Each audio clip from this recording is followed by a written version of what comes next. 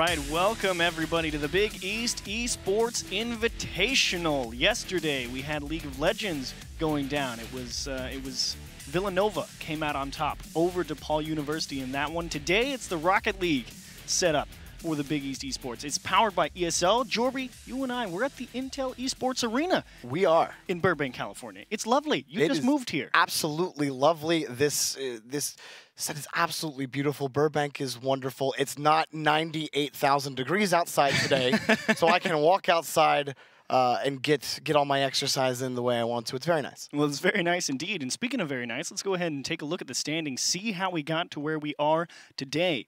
And of course, there were 6 teams that played in the Big East Esports Invitational. Providence and Xavier, the 2 teams to not make it through, unfortunately, to today's bracket stage. But DePaul, 5-0, undefeated coming in through the round-robin play. Seton Hall right under them with 4. And then Butler and Marquette wrapping out those last 2 slots.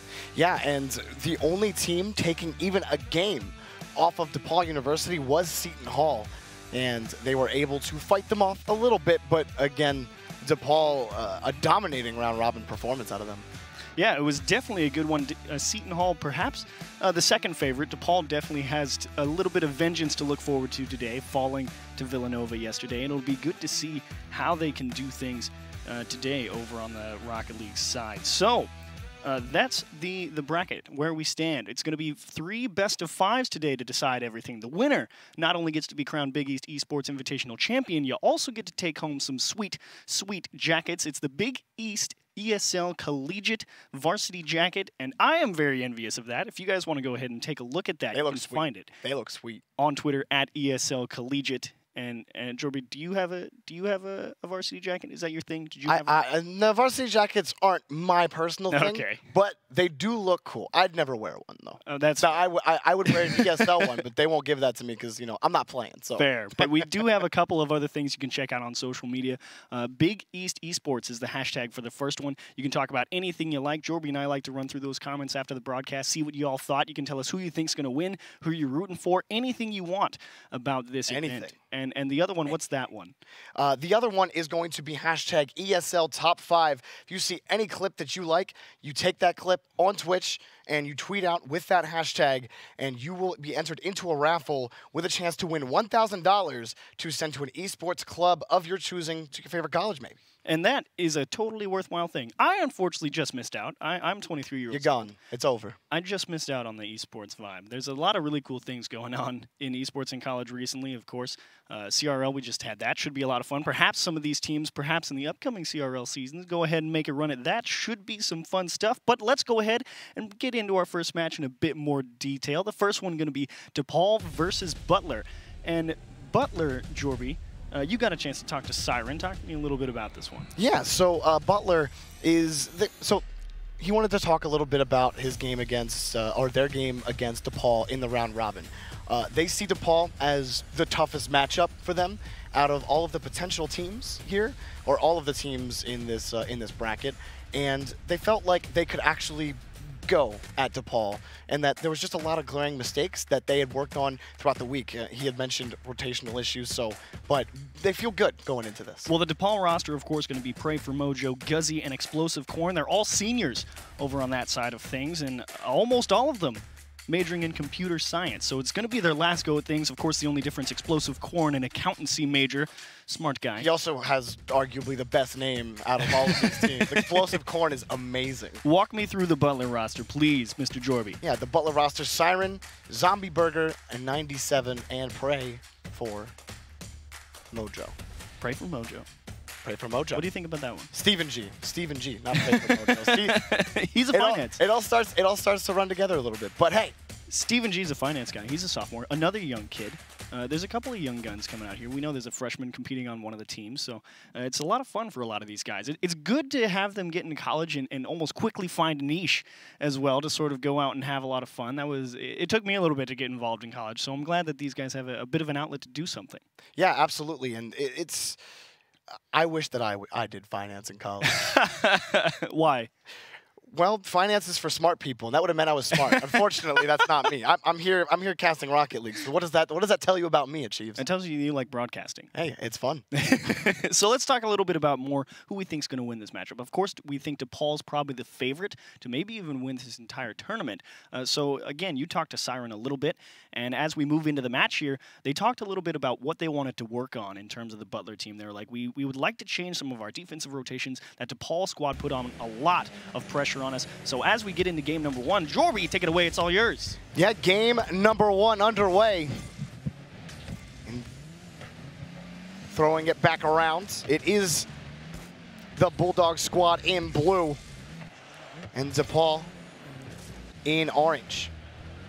Guzzy looking to tee up himself, actually. He was looking for explosive corn and gets obliterated in midfield. Siren going to take control. Siren going to try to take a shot and go under, but Guzzy getting the quick save there. So first 30 seconds, some quick action. And the Bulldogs right now are threatening here against DePaul. It is definitely a good start to be able to apply some of that pressure, but here's a chance down on the other side. Guzzy finally able to get it clear, and what a save from Stephen G. And a double commit, though. Gonna have to take a bit longer than they'd like to push out of their own half. Well, still another shot, gonna be high and not able to get there. Doesn't matter, a little wide. Stephen G. and Zombie Burger working to get that one out. Another shot turned away by Siren. Siren missing on the challenge, and Pray for Mojo gonna take control. A little bit of double touch, sends it to the opposite side of the blue half. Slowing down a little bit. Guzzy wants to keep things in play. What Siren? Zombie Burger up, throwing it around. Can he find a shot? Guzzy just getting there right before the assault. And right in front of the box, threatening again. There, going off the top. Able to make the save is Zombie Burger 97. That is quite a name as well. Explosive Cord and Zombie Burger are probably the two you're competing for the best names in the game right now, Chiefs. I mean, there's a couple of good options, but at least Butler over on this blue squad able to hold off plenty of this pressure from DePaul. As I think, though, to get back to your favorite name, that's a nice save. Dangerous, though. Guzzy comes home, and it's going to be DePaul on the board first. DePaul taking a 1-0 lead here just over 2 minutes ago. And I got to say, Butler came out firing here in the first 2 minutes. And I know when I talked a little bit to the DePaul kids and said, you know, they're not kids. We talked to the DePaul men, all right? The DePaul guys. The DePaul guys, men, whatever you want to, whichever flavor you like. And they felt really confident about this Butler game. And they did. They said that, you know, we think our toughest matchup is going to be against Seton Hall, but here Butler's kind of given them a little bit of a run for their money. In the corner, Zombie Burger looking for explosive corn to clear. Nice job here from that one. Guzzy can't reach it, though. Oh, it still slides through. Dangerous, and Pray for Mojo just missing out. Moving around halfway through game number one. Up high, explosive corn. Looking to try to put DePaul up by 2 against the Bulldogs. Zombie Burger threatening, and Guzzy able to make a quick save again. I believe he's getting so many saves, Guzzy, just doing work in front of DePaul's box. The Bulldogs still working to try to get their first goal of the game, but it's been a tight one here. Still a 1-0 scoreline, and the whifty, if you will, achieves coming through on that one. Less than 2 minutes left to go, and DePaul threatening again, thrown out to the side. The Blue Demons trying to get that 2-goal lead, but the Bulldogs will not let up. Explosive corn with a big block there in the midfield, really starting to pressure this Butler defense. But credit to Butler where it's due. They said they wanted to fix those defensive rotations. We haven't seen too many double commits. They are getting these touches on the ball. Sure, maybe they miss 1 or 2 every now and again, but they are able to limit a lot of scoring chances that this DePaul University might be a little bit more used to. Well, Sir Aaron was looking for a touch there, but Zombie Burger taking control, tapping it back down. A passing play here coming over to Stephen G. Stephen G just missing that second touch off the side wall. The Bulldogs still looking, threatening off the post, not able to find the goal, and they're in retreat. Racing, Stolen. And a great challenge by Sir Aaron as he gets sent to the Shadow Realm. But Guzzy gonna clear this one out of the midfield. Here's a last couple of ditch efforts here from Butler. Finally a missed touch from Pray for Mojo. That one's out into the other corner. Can Butler keep up this pressure here as we move just past the final minute of play? Tap to the side, DePaul working their corner. And great challenges here again in the midfield by the Bulldogs. Zombie Burger wrapping around again. He's done a lot of work, especially in the midfield in this game number 1. About 30 seconds left. Still a 1-0 scoreline. They've been able to work the orange half of the field. Just got to find a couple of more solid shot opportunities, and they're going to start from their own half here. Zombie Burger picked off in midfield by Guzzy, and it's going to be boomed. 20 seconds left. He has an open chance here. Can he get there? One tap for Steven and played away by Explosive Corn as they move it downfield. An open net, 2-0 with 11 seconds. That will probably do it for DePaul. That'll probably do it is right, but it was such a nice try from Butler. Steven G trying to just blow into Explosive Corn there in the midfield, force him off of that ball. Unfortunately, not enough power behind the hit, and he just cruises right through it. And a 2-0 lead for DePaul. That should close out game 1. Well, you know, anything can happen here if the Bulldogs are able to get a quick little kickoff goal, but it's not going to happen.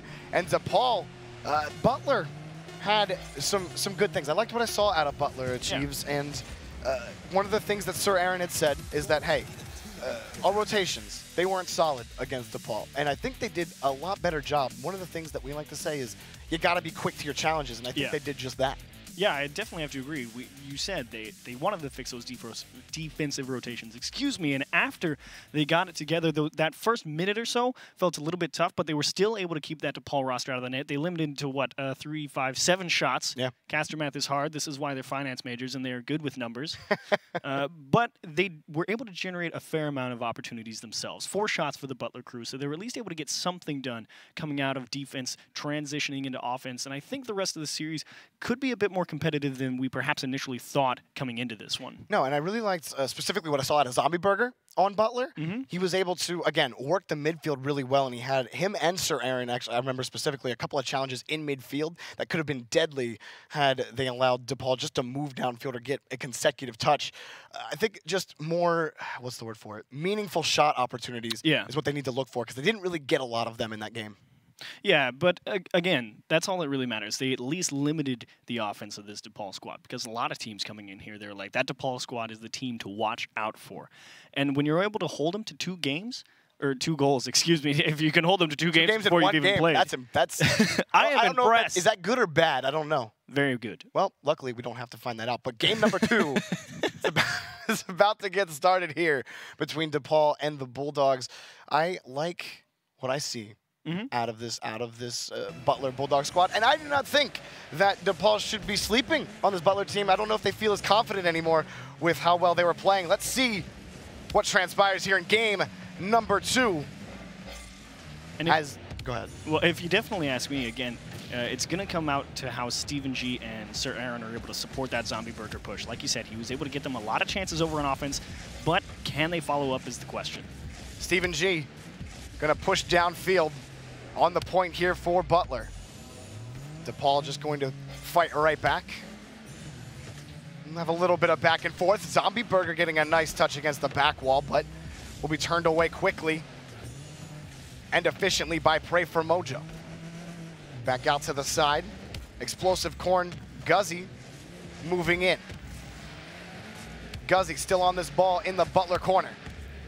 And this ball just keeping bouncing against this Butler corner. Butler struggling to get it out right now. Yeah, Steven G kind of in a weird spot on the back wall. Doesn't have a lot of speed behind him. Tough to get it clear hard over the midfield. You can see Butler's just trying to throw it out to their own corner. The corner, the safest place to be. Finally, a missed touch from DePaul, and it's a breakaway the other way, but it should be Explosive Corn. Easy tap into the corner. Explosive Corn still on that ball, beaten right there by Zombie Burger, 97. And he'll be moved in by Steven G. Steven against the corner. Able to win that challenge, work the orange half of the field. And Zombie Burger forced back, is moving down quickly as DePaul. Looking for the pass, just can't find him. Trying to finish it off the crossbar. He can't get the touch. Guzzy gonna keep it in play though for DePaul.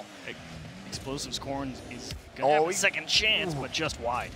Almost finding it there, and now it's going to be a runaway for Steven G. Throwing it as far as he can to the net. Guzzy making another save, who has come in huge defensively for DePaul in this series so far. Guzzy's trying to push this ball upfield with no boost. He's just trying to get the attack started and hoping somebody else can follow up. And Butler, this is going to be a good chance for them to quickly get it out of their own half and go right back onto offense. Back to the corner. Pray for Mojo to Guzzy. Guzzy still against the corner. And the Blue Demons looking to get their first goal right there. Guzzi taking advantage of a back wall error, and DePaul takes the first lead of the game.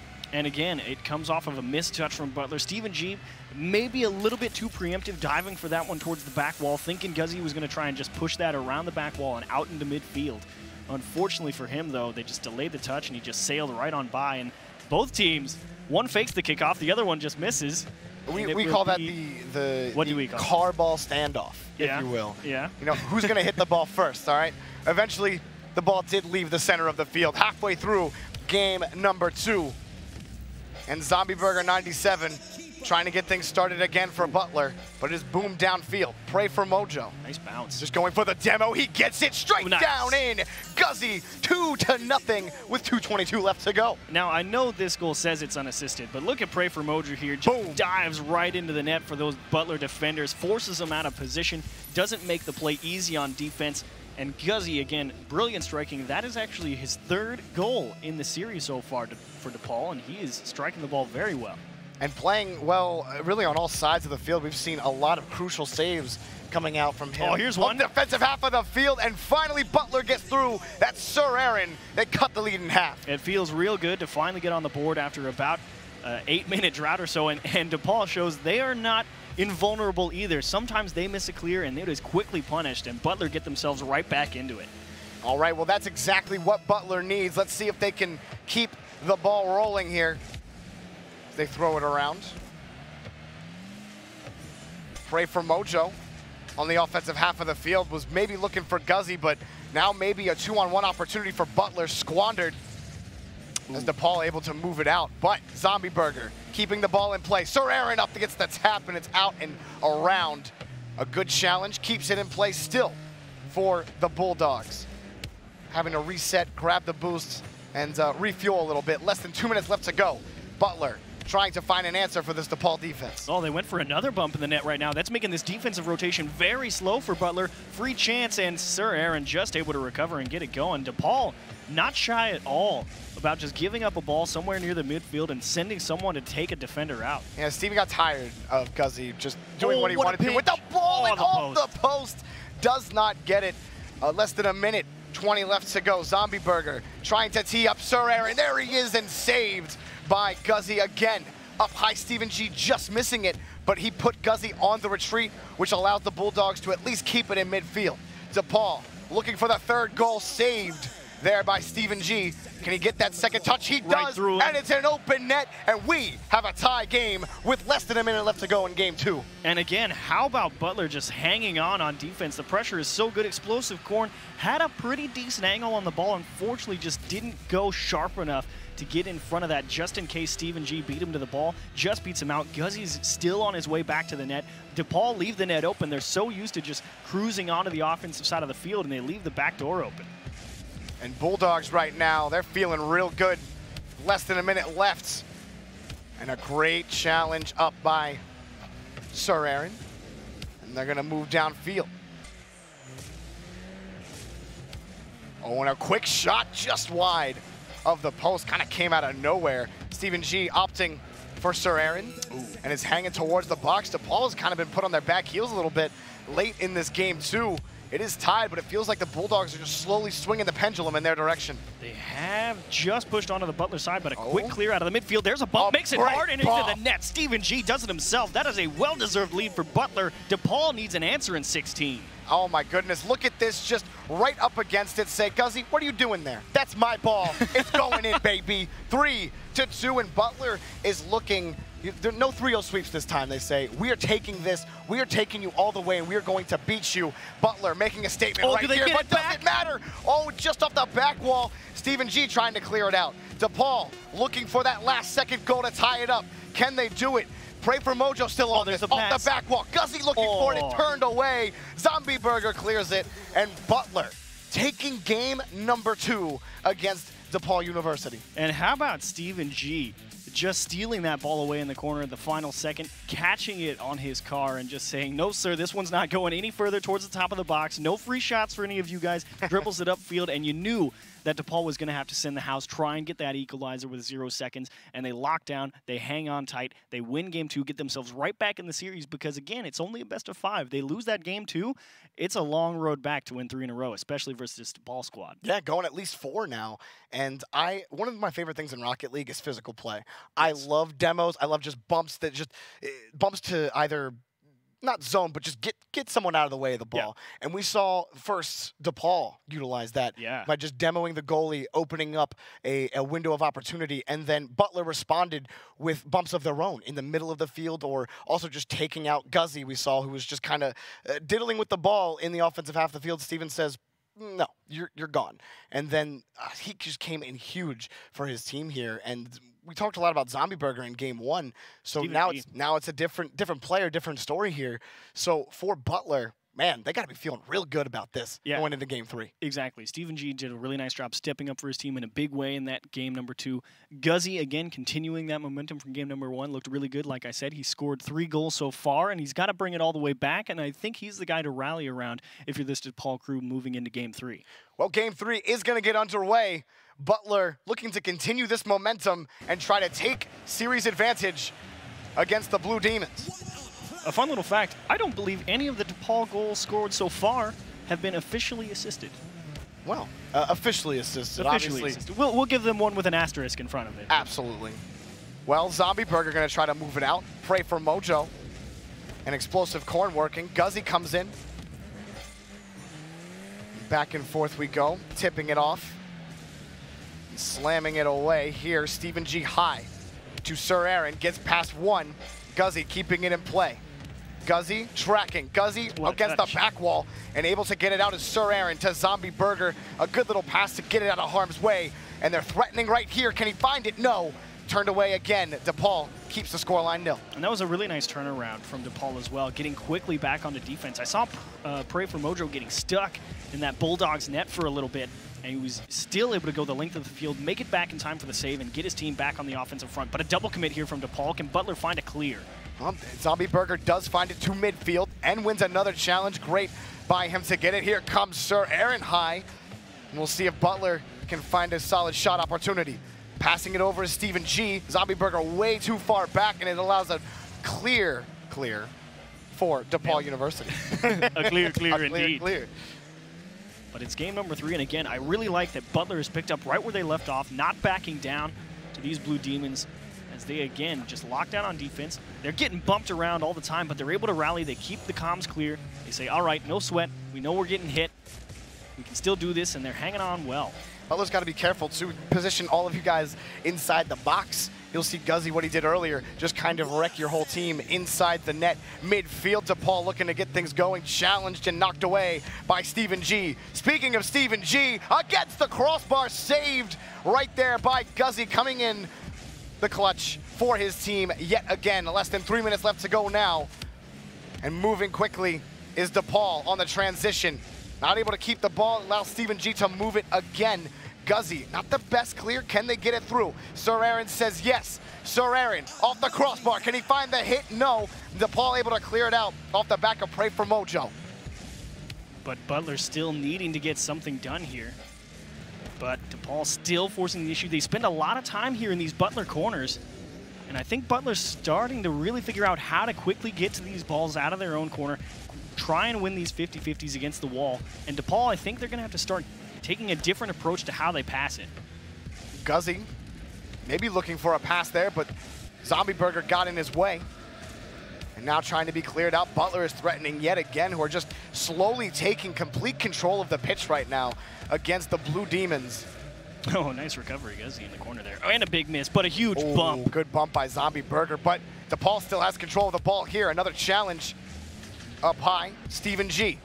Said his name a lot in this series so far. Sir Aaron, coming up off the ceiling towards the net, saved right there by Pray for Mojo. He's still in trouble. Trying to get over to the box. Guzzy's right there to get it out of harm's way. 1:40 left to Chiefs. It has been all Butler here in the last minute. All Butler is right. They try to get that physical play back on Guzzi in front of the net. Sir Aaron, the first one into the midfield, and now it's DePaul kind of getting tied up on defense, stuck in the corner here. They run into each other in the net. Can Butler capitalize? Oh, Sir Aaron was trying to find some sort of seam, could not find it there. DePaul trying to clear it quickly. It gets by both of them. Oh, what a rebound! Touch. He gets the shot. Pray for Mojo. Nailed it. Gets the goal. 1-0 with 1:17 left. Unfortunate. Sir Aaron just missing that clear out into the safety of the corner. He needed a little bit of help from his teammate right behind him. Unfortunately, he came up empty too, and that just allowed that ball bouncing right back towards the top of the box, and a nice angle from DePaul to find the net and give themselves the lead. Can they just hang on for 1:15? Oh, well, bumping into their own teammate. It's going to be a 2v1 opportunity here for Butler, and then it feels backflip, man, there by Zombie Burger.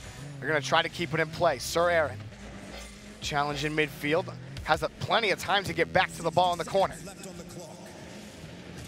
Butler, Zombie Burger against the back wall, slipping it right through, and it's a tie game. Sir Aaron coming right through off the back of Zombie Burger. We're tied 1-1. And here come the Bulldogs. Guzzi perhaps a little bit slow tracking that ball, maybe losing track of the fact that Zombie Burger was right next to them, kind of giving that ball over to Butler. And it is, again, you give them space to work with, they'll find a hole and they take it. Butler responding quickly to this DePaul offense, which has really been non-existent all Game 3 long. And Butler with a love. A 2-1 series advantage, which for all intents and purposes would be an upset in this tournament. Huge considering one. how this round robin went. DePaul ran through the round robin, so Butler is just right now firing, feeling good. All of the momentum their way right now. The Bulldogs looking in this last 30 seconds to put the heat on. DePaul looking to just squash their hopes right here. Is throwing right down his prey for Mojo. Everybody missing the ball here. Guzzi able to get there and bail his team out. Guzzi giving off 4. Pray for Mojo. Explosive Corn coming in quickly. Challenged by Zombie Burger. It is cleared out by Butler. Do they have a chance here to move downfield? 3 seconds left. All he can do is clear it downfield. It gets to the corner. Up. Butler, the Bulldogs, are they threatening here? It gets cleared away. Okay, and we're going to overtime. Overtime. Little scary. Almost. I wasn't sure if that ball was going to take a little bit more favorable bounce with Butler or not. They fooled us. They got me, but that one's right at the net, and double commit from Butler. Guzzi just missing the dunk, and that one through kept out. What a save by Zombie Burger, able to keep the game alive. Such a quick overtime shot there. Oh my goodness. Oh, they gave him space. Will he get it? The Bulldogs trying to get out of, oh man, wipe the sweat from your nose, from your snout, if you will, if you're the Bulldogs. The Blue Demons almost just broke their hearts off the ceiling, looking for a second touch. A beautiful touch right there by Stephen G. Still working, trying to get it out to Zombie Burger, but DePaul, the counterattack, can they find it? Zombie Burger stays back, patient on defense. Low against the backboard, cleared away again by Butler. Their defense has been solid all game long. A minute into this overtime, they're trying to threaten. This could be dangerous though for them. Coming around and making the save is Stephen G. Trying to find a second touch. Sir Aaron gets the clear. And Guzzi been so big for this DePaul crew in the first 2 games of the series. Can he step up one more time? So far in Game 3 though, it feels like Pray for Mojo has been on top of a lot of things for his team, so perhaps he'll be able to get him through. Stephen G tapping it over to the opposite side of the field. Sir Aaron on the challenge. Keeping it right in the attacking third. Guzzi just missed the pass. Guzzi going to take control. Stephen G missing on that one. Here comes Sir Aaron, challenged again. Some good challenges by DePaul, but still in the orange half of the field.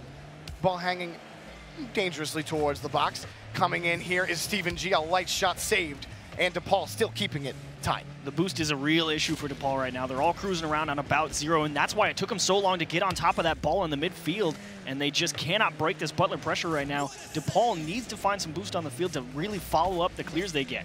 Oh, another shot here by the Bulldogs. Stephen G giving away for Sir Aaron.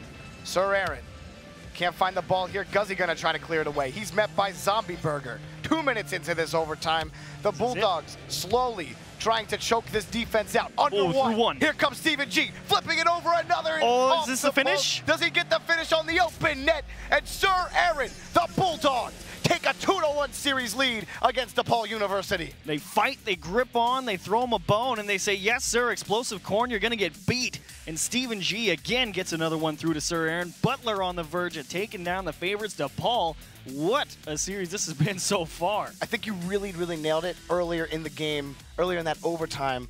Everyone kind of sitting on 0 boost, not knowing where to go, not knowing what to do because the boost is always gone. And pitch control is something that it's one of those fundamentals, so important to be able to control the boost pads on the field, especially in midfield. 225 boosts in total, I believe? 225 boosts That's in midfield, a lot of boosts. 962 on the field in total. So you're looking at over a quarter of the boost on the field, just in the midfield alone. About, yeah. About.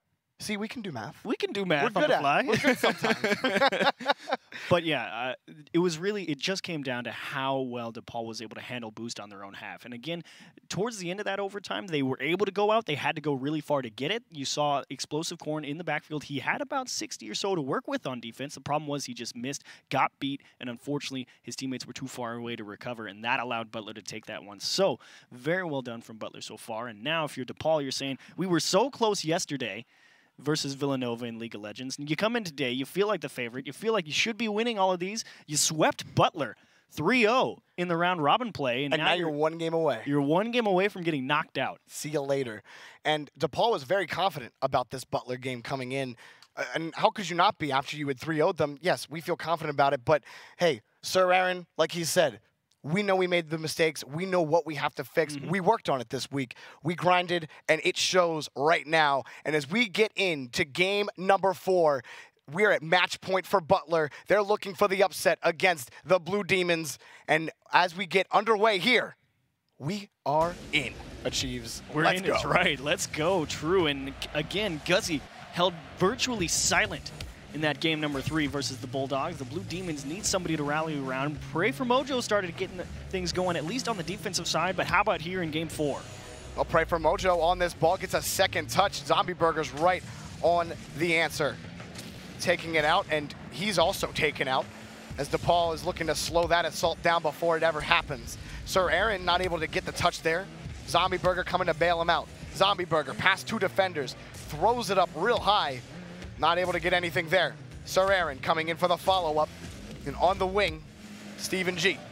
Steven G actually got bumped by Guzzy big miss right there, and Sir Aaron's going to try to take control, looking for the pick right off of him in the offensive half. But Butler able to walk away 0-0 still, but DePaul threatening.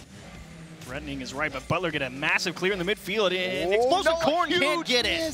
Sir Aaron, 1-0 Butler. 1-0. Lead. Takes the lead, and again, it comes off of just a slightly missed touch. He was right there. He probably would have been better served taking a little bit more time to make sure he read that read properly, but I can understand the rush because you have to think really quickly, is anybody behind me? Do I have time to readjust and try and fix this in a more favorable situation for myself? And unfortunately, he opted to go quick, try and keep the pace up, and it cost him. Sir Aaron takes a quick shot towards the net. Steven G with the follow-up off the crossbar, and it bounces out. Here's another tap. Sir Aaron gets the lightest touch that you could possibly get on it, or a possible miss, but Butler almost going up 2-0 here against the Blue Demons, and they're trying to find an answer against this Bulldog squad. Trying to find an answer is right, and this might be it. Pass to the top, and he was right there. Pray for Mojo smacks it off the back wall, and Butler to clear. Coming around, Steven G trying to get past Guzzy. And Guzzy has been bullied by Steven G all series long, just getting bumped, bruised, thrown around. He's always in front of your face when he's on the challenge, and you lost it. And good for Guzzy on that one as he loses the challenge to Sir Aaron, actually. The Bulldogs moving around. The Bulldogs moving around is right. They need it clear, but Butler keeping up the pressure in the midfield. They're not afraid to play aggressively, forcing a lot of pressure. DePaul to react, needing to find well-placed clears out into space to be able to chase it down, and Butler is just shutting all of it out. Sir Aaron losing the challenge allows Guzzy to throw it into the corner here. A double touch. Ooh, there we another go. one for Pray for Mojo. Here comes Guzzy. Yes, there we go. We have a tie game. DePaul has an answer. And how about it? They finally get one down. Guzzy, a nice double touch into the back wall. And Pray for Mojo, love the aggressiveness, love the speed to go and drive into that one into the corner, not waiting for it to come to him. It took that ball away from the Butler defender, got a great bounce right into the midfield, and Guzzy again, quick reaction, stayed right with it, and tapped it over the last man. And DePaul would love right now that tie. They needed that tie. This is deadly, though, coming around Zombie Burger. Sir Aaron both missing the ball, and DePaul getting away with an open net and keeping the scoreline at 1-1. Oh, a rocket, it's off. Just off. Sir Aaron, you saw that way before it ever comes flying off screen right on towards that ball. Oh, and bumping into Guzzi, but Set up. getting a tap down for Stephen G. Can't find it, cleared away. That was a great pass upfield by Butler. They had Stephen G running up that right-hand side of the pitch. He was trying to get that ball back into the midfield for his team. Unfortunately, got a little bit too far behind it. Too much wheel behind it, and it just fell flat. Other side of the field, we're going to go. Pray for Mojo, losing to Stephen G, but Guzzi's right there on the follow. Headed towards the net, and wow. off the post and out. And what was essentially a double commit by DePaul. Had one man stayed back, you could have finished off that bounce off the post. And if you're the Bulldogs, you feel like you've gotten away with a couple of things early on in the series. A few What a double commits. pass. What a pass is right. Explosive Corn taking that pass right from Pray for Mojo. Look at this right here, flipping it right by. That is beautiful. 2-1. DePaul's looking to go to Game 5. And Pray for Mojo again setting up his teammate for a big goal, put him in the lead, get him right back into the series. A minute 39. Do they hang on to it this time, though? Butler has been able to answer the Blue Demons at every single turn. Can they do so here off the ceiling? Guzzi getting a crucial miss. It's going to allow Stephen G to toss it towards the box. Back and forth between the two, but sneaking around, Pray for Mojo off the sidewall, and it gets another touch off the ceiling. And back Explosive Corn, Pray for Mojo. Guzzi, he's gone, but he was able to keep it in play, enough time for his team to get back, reset, another pass towards the net. Zombie Burger can't get there, and it's a 3-1 lead here for DePaul University. And finally, someone says, Pray for Mojo, you've been doing a lot of good things for us. How about you get one done yourself? Zombie Burger got caught edging forward out of that net, perhaps not fully aware that that was a pass, and he was like, okay, I can go and get this one cleared. Just didn't have that field of vision available to him and said, oh, wait a second, there's a shot coming in, he's already too far forward, can't react in time. And great positioning by DePaul University on a couple of those offensive opportunities, pulling back. Hey, we don't got on a boost. We got to get back because this is booming downfield. Allowed a quick transition on offense. Oh, but Butler almost, that's a second goal missed. Here, can they get it right back? Yes, they sir. do. 50 seconds left, plenty of time for Butler to get another one as Zombie Burger gets one here. Plenty of time is right. They get away with one. Everybody missing that ball at the top of the box. Guzzi's like, I'm going to go get boost. This looks like this is getting clear. Ah, crap. Oopsies. And then it goes right back into the net. Unfortunate for DePaul, but if you're Butler, the job's not done. You need one more. See Guzzi looking at his teammate, be like, I had faith in you. I believed in you. I thought you were going to hit the ball. It's the number 2 rule in Rocket League. Hit the ball. Hit the ball. Hit the ball. Number 1 rule is at 0 seconds, keep it up. Keep it up as long as you can. Guzzi getting absolutely destroyed by Sir Aaron on Bulldogs' defensive half of the field. Coming around, that's going to be a shot to the top corner off the crossbar. Can he get the other one off the backboard, following it up? A double commit on defense. Did he get it? Has an open net, but it's way wide. 20 seconds, DePaul just trying to keep control. The Bulldogs, not a lot of time. They got to get downfield quickly. Oh, they gave it up. Here's Sir Aaron. All he can do is challenge it. Here comes Stephen G. Kept it close, nice. Stephen G downfield, less than 10 seconds. Gets the touch, and a great touch, or a great save by Pray for Mojo. Last a chance. challenge, no time left. You gotta be able to Here kill it this goes. ball. Zombie Burger off the back wall. DePaul University forcing a game number 5 here against Butler. And how about Pray for Mojo in this game number 4? 2 assists, 1 save, 1 shot, or 1 goal, 2 shots. Maybe 1 shot, 2 do goals. math. Maybe I can't do math. Really? Yeah.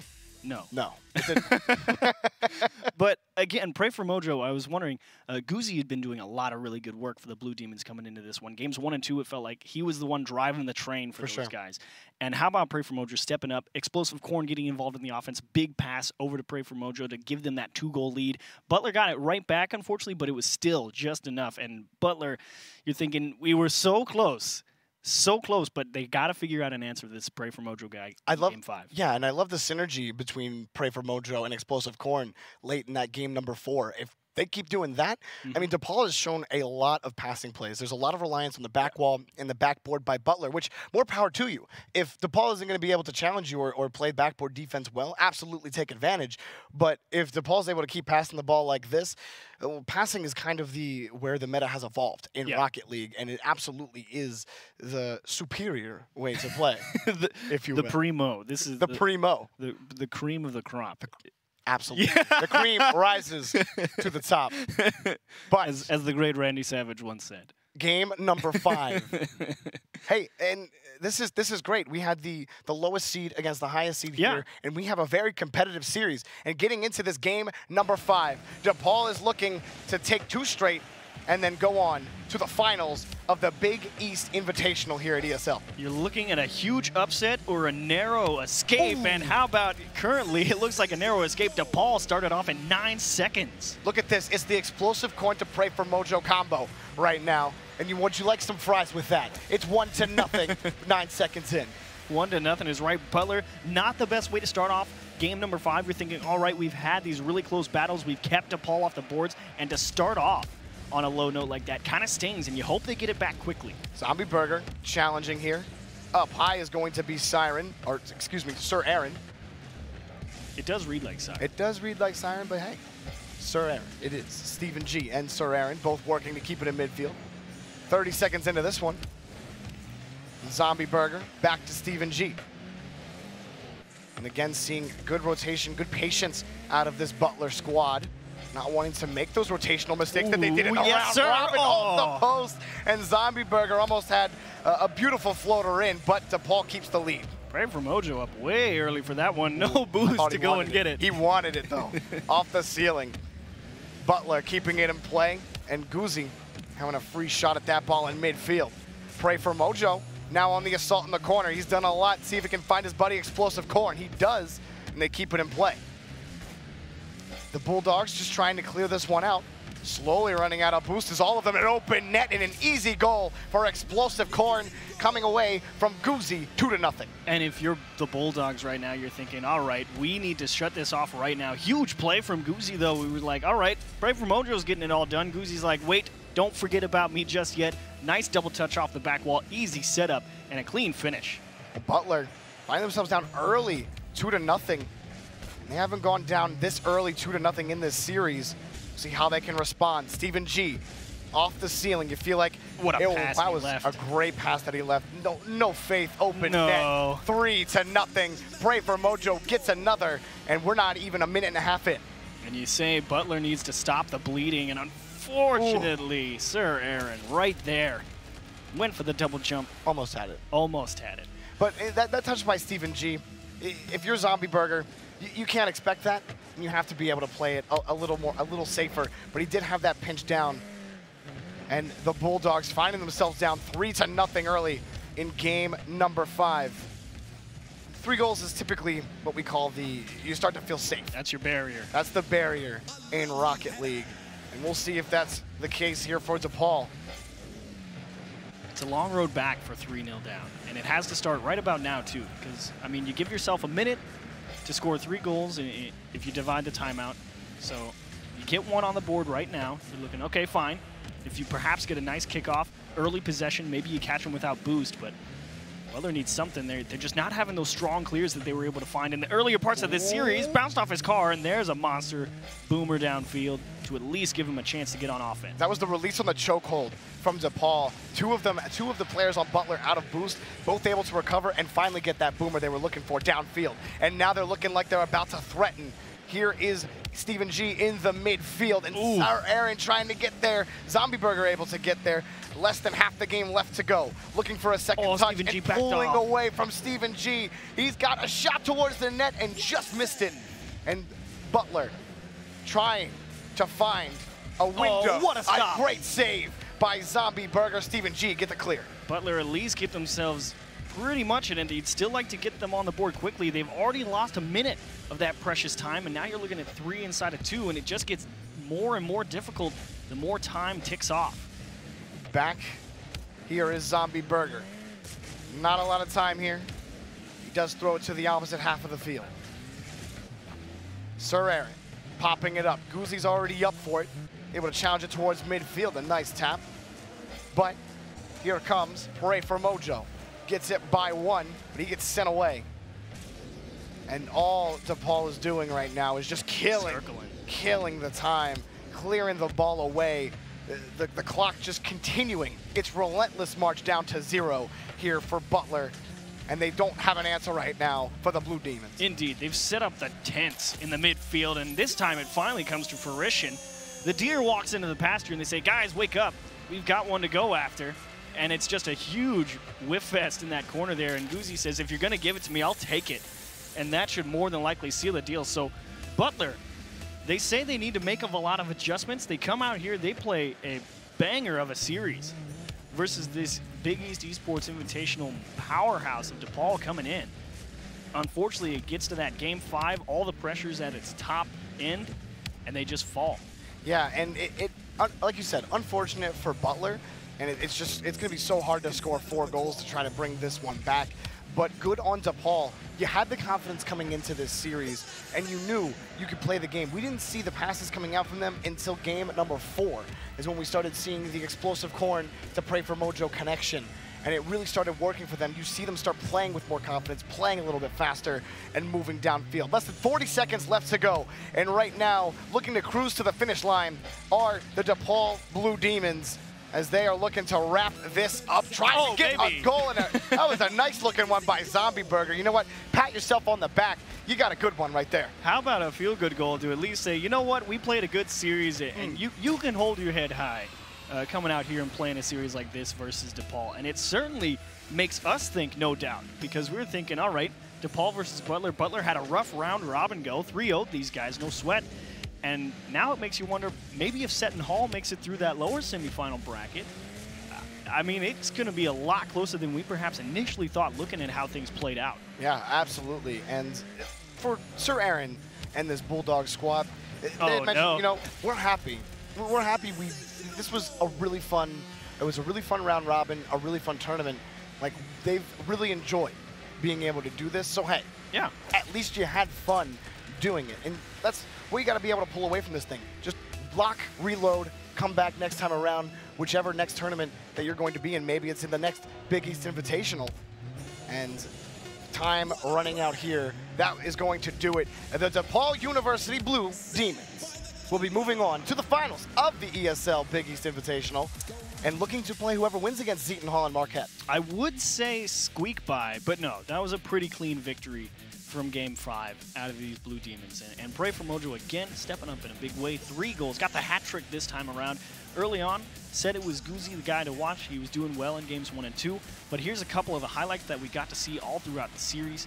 And just Pray for Mojo just turned it up and up and up as that series went on. And unfortunately, Butler couldn't find an answer in that Game 5.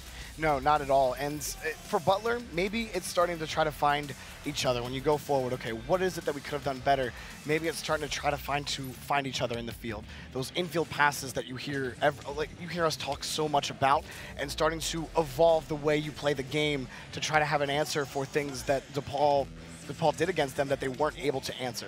But overall, just a great showing by Butler in the series, even better by DePaul. They will, of course, be moving on to the finals, and I am really excited to see this next game because this whole series turned out way better than we both expected, and I'm sure that Seton Hall and Marquette are going to be just as exciting. Yeah, it should be a good one, but if you're Butler, you get to take away a couple of good things like you were talking about. All right. You played a really great series. You fixed a lot of those issues you felt like you had coming into this one. You played a really tight one. Unfortunately, you couldn't close it out, but they showed themselves capable advantage takers. Say, if you give us anything, we'll take it, and they did convert a lot of those opportunities. They proved themselves decent counterattackers. If they got that breakaway chance, it was really tough for DePaul to hang on to that pressure, and occasionally they got to see themselves be an extended offense team, get to stay over on the offense, see how long they can keep that pressure up and try and boost off their opposition to the way to victory. There was a lot of good things that you get to see budding here for this Butler crew, and I just really want to see it keep growing and have them get better and come back next time. Yeah, definitely come back stronger, keep grinding. The grind is so important in Rocket League. It's just, you know, you could say this for every esport, but it takes so long to just improve. It's such a gradual improvement. You just got to keep grinding through, get through those losses, because the losses are going to come. The best thing you can do is, what did we do well? What didn't we do well? And then fix it and move on. Make it the things you do well in the future. Absolutely. So we hope you enjoyed just the first match. I know we did, for sure. Absolutely. So get on Twitter, hashtag Big East Esports. Let us know what you thought about that first matchup between Butler and DePaul. Tell us who you think is going to win the next one between Marquette and Seton Hall. And, of course, our other one going on as well, ESL, hashtag ESL Top 5. They're giving away $1,000 to an esports college of their choice. choice, Jorby? How does that work? You gotta hit the little Twitch clip button on one of your favorite clips that happened. Maybe it's Achieves throwing a pen at me or something. Yeah, that. What he did right there. He's a jerk. If you like that, take that clip, use that hashtag on Twitter. You'll be entered into a raffle. If you are chosen, you get to send $1,000 to an esports club at a college of your choice. We'll tell you what, let's take a look at the bracket, see how things stand, and what to look forward through for the rest of the day. As, of course, you see there, it went all 5 for DePaul to go over Butler, but they will be waiting in the grand finals. Seton Hall and Marquette up next should be another good one. And you know what, Jorby? What, Achieves? I am very curious to see how that one plays out, because Butler was able to make that many improvements in just the space of a week. I mean, what do you think Marquette can do? Because they're also coming in as one of those 3 and 4 seeds. And Marquette against Butler, it was a 2-3 series. So, like you said, Marquette might have improved a lot against the Seton Hall team. Seton Hall being the only one who took a game, again, off of DePaul University. You know what? We'll have to watch the game to find out. We'll have to watch the game to find out, and you're not going to want to miss it either. When we come back, we will have the Seton Hall Pirates versus the Marquette Blue Eagles. Stay with us. You're watching the Big East Esports Invitational.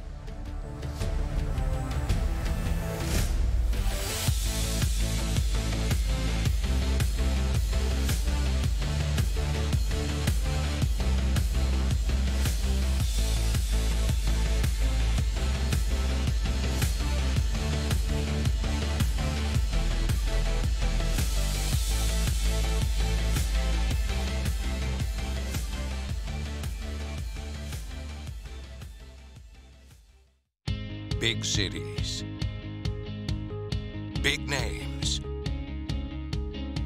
big legacies, big sisters and brothers, big ideas, big expectations, big stage, big results. That's the Big East way. Here, we do what others don't. Dream what others won't. Driven to leap forward, determined to always give back. Here, we work where giants have played, where the connection of work and ethic is made. A diverse community possessed with a passion To know and grow and go and show the world we are prepared to change it. Here, we ask what must be done, for in doing we learn and earn success. and you can get there from here. DePaul University. Here, we do. Are we gonna practice? Are we gonna practice? Good. Here we go, Blue.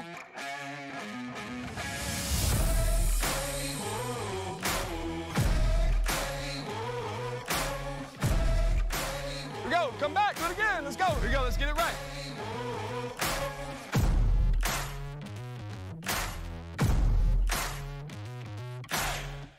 You are flying. Use all that athleticism. Finish, finish, finish.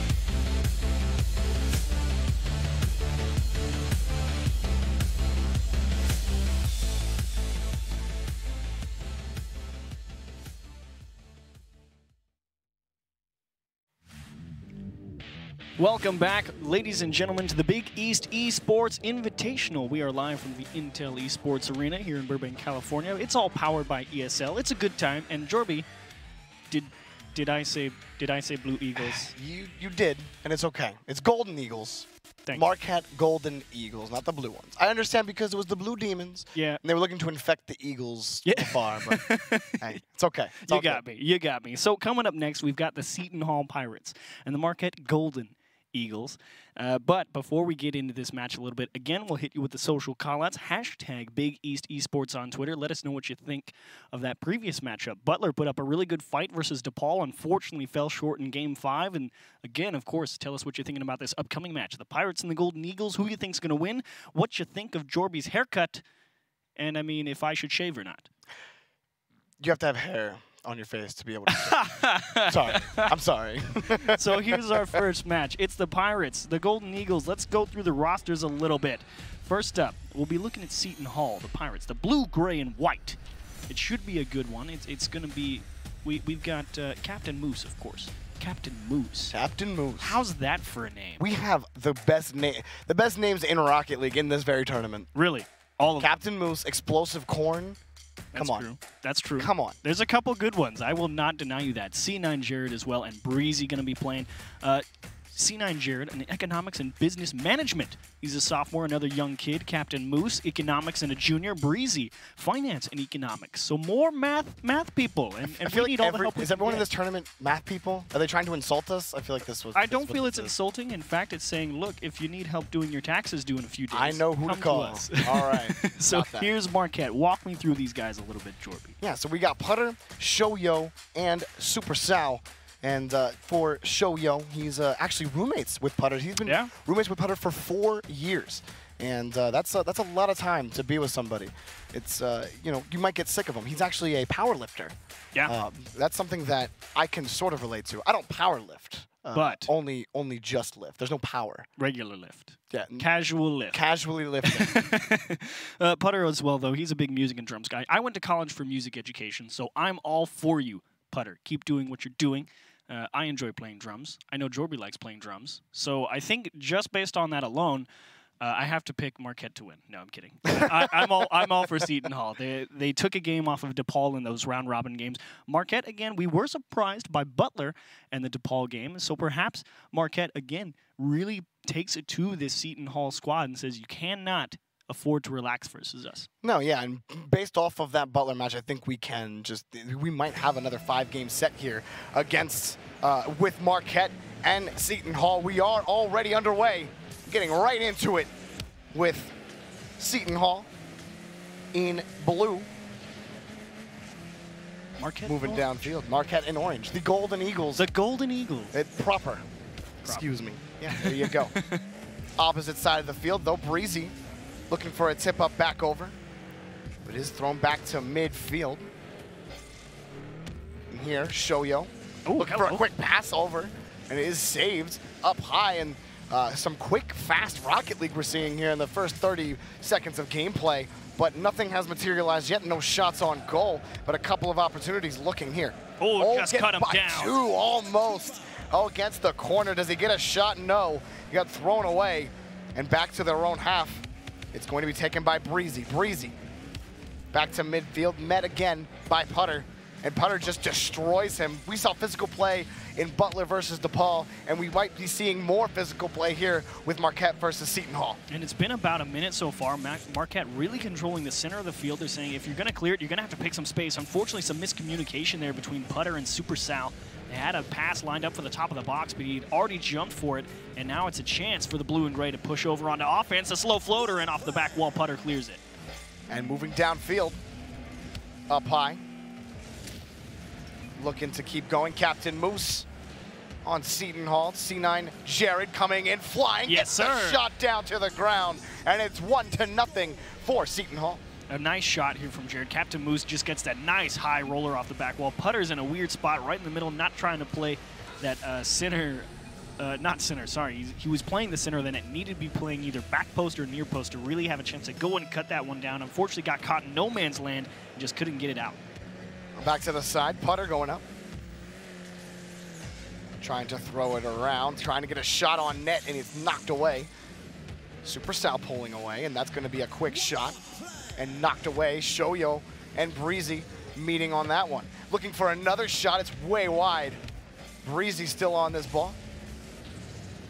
Captain Moose, a little bit of a double commit here by the Seton Hall crew, and off the crossbar. Does he get the second shot? No. It's way off target. Breezy trying to clear it away, but right now Marquette is threatening. A good clear gets it away for Seton Hall. Tough break though for Marquette. You had two golden opportunities, and there's one for Seton Hall. The Pirates not able to steal one.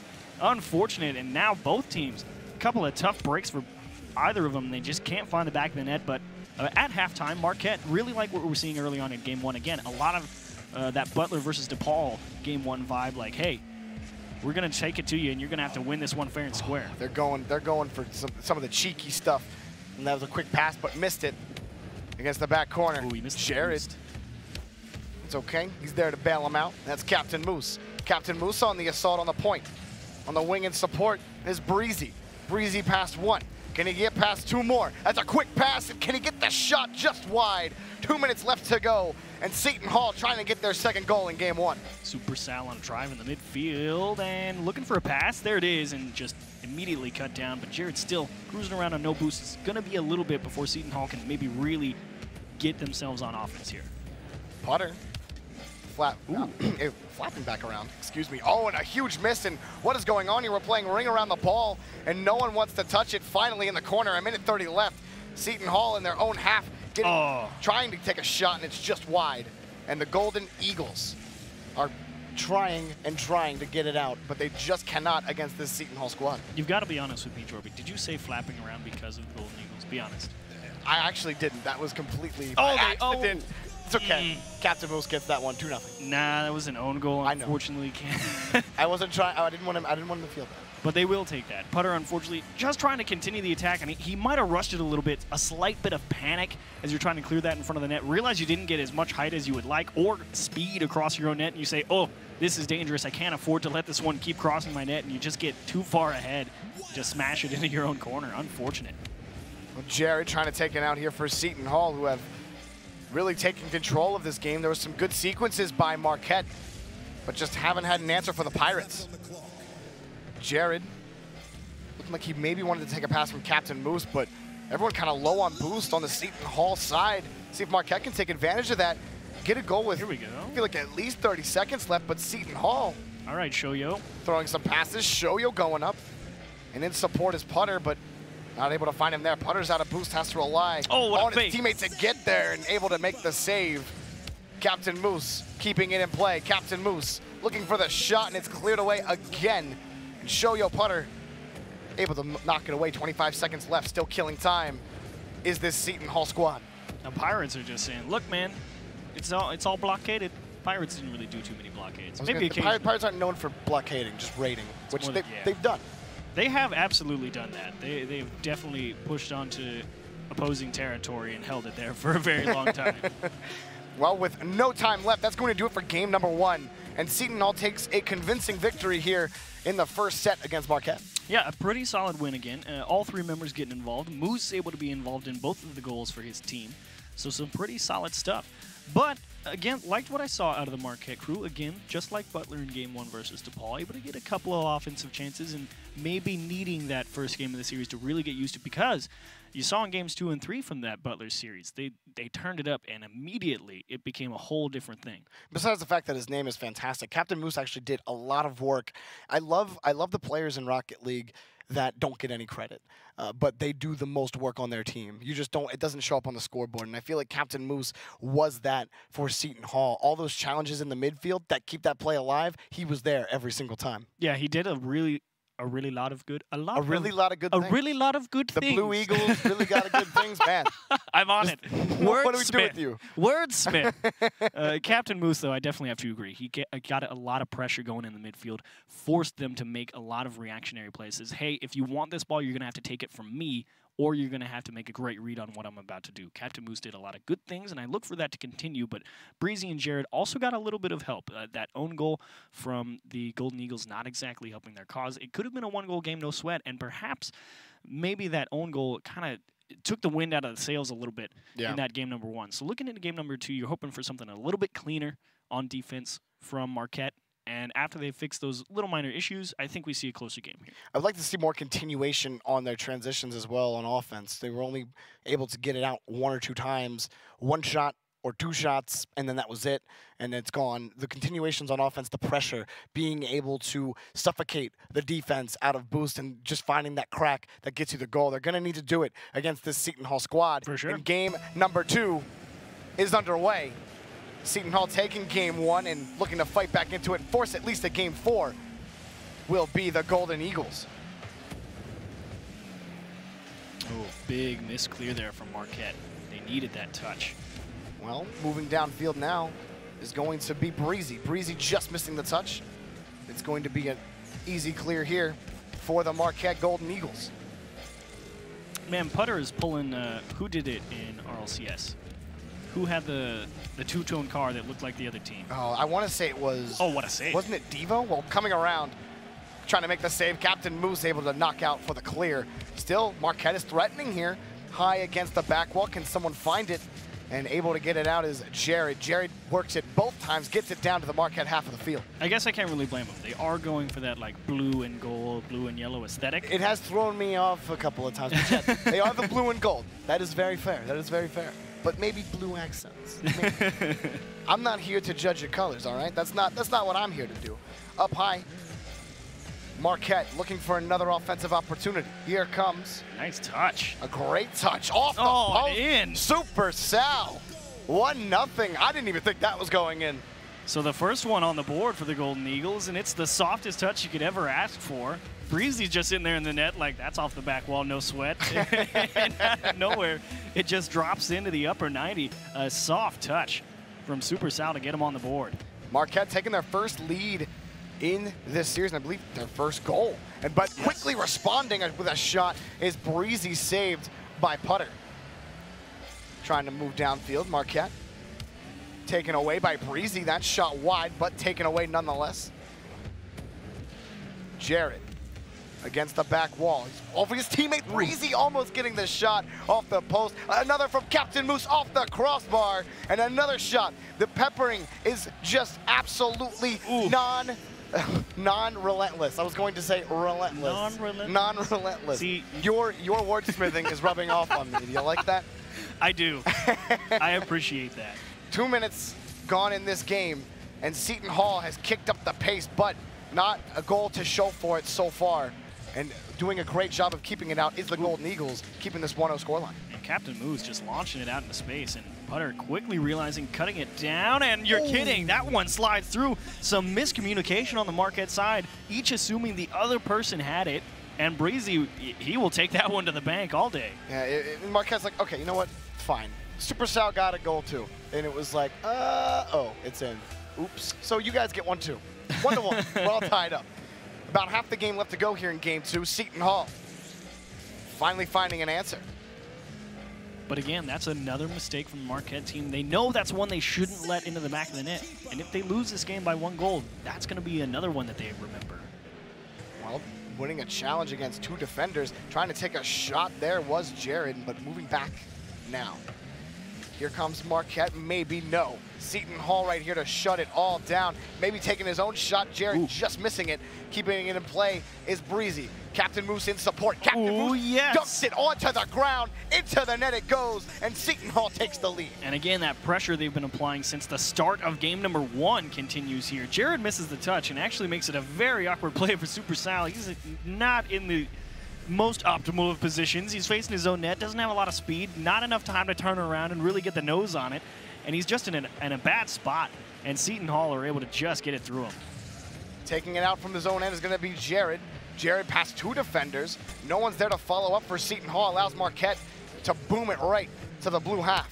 Back a quick pass, maybe, but not liking what he saw. Shoyo and Putter trying to get things going. Super Sal in support. Super Sal trying to split the defenders, but Captain Moose and Jared both combined to at least keep it in their own corner. Captain Moose getting a nice touch, and Jared going to be able to clear it out. That's going to be a 2-on-1, maybe not enough power to get it over to his buddy, Breezy. Here's a chance. Putter, he doesn't have the boost, unfortunately. Should be a free clear here for Captain Moose, but Super Sal's the first one to it, hard off the back wall, and free ball for Jared. Away. Oh, baby, here comes here we Jared. go. He's looking for the fake. He's just going to take that shot, but right into the bumper of Putter. And Putter is just, he can't find any kind of footing. He's running into his own teammates now. I love how you could see that dribble coming from Jared. You saw him take that hard cut out to the right, says, all right, he's going for the rocket. The Ripper, if you will. And unfortunately, it just got a little bit too far on top of it, didn't time it properly. And Marquette will dodge a bullet, literally. Captain Moose, all he can do is throw that one up. Taking his own ball. Marquette still trying to rock this one out. Still down by 1, less than a minute left to go. Seton Hall choking out this Marquette defense. Back again is Captain Moose. Consistently the third man right now in this game number 2. And they move it downfield yet again. Move it downfield is right, but now again it comes down to Marquette. Can't afford to get bogged down on how you let a silly goal through earlier in the game. Got to buckle down and score and cut down. Like the idea, just could not get it to his teammate. And off the ceiling, this could be a shot. It's an open net. Yes. There it is. Jared finishes it. It's 3-1 with 23 seconds left. And look at Jared go and get this one. Breezy just pops it off the ceiling, and he's like, all right, easy read, no sweat. I would have liked more freestyles, spins, get it some extra style points. You're about the acrobatics, the supersonic acrobatics, if you will. The very supersonic acrobatics is what I'm all about. But when it comes down to it, you got to respect a man who at least gives it a quarter turn and sinks it.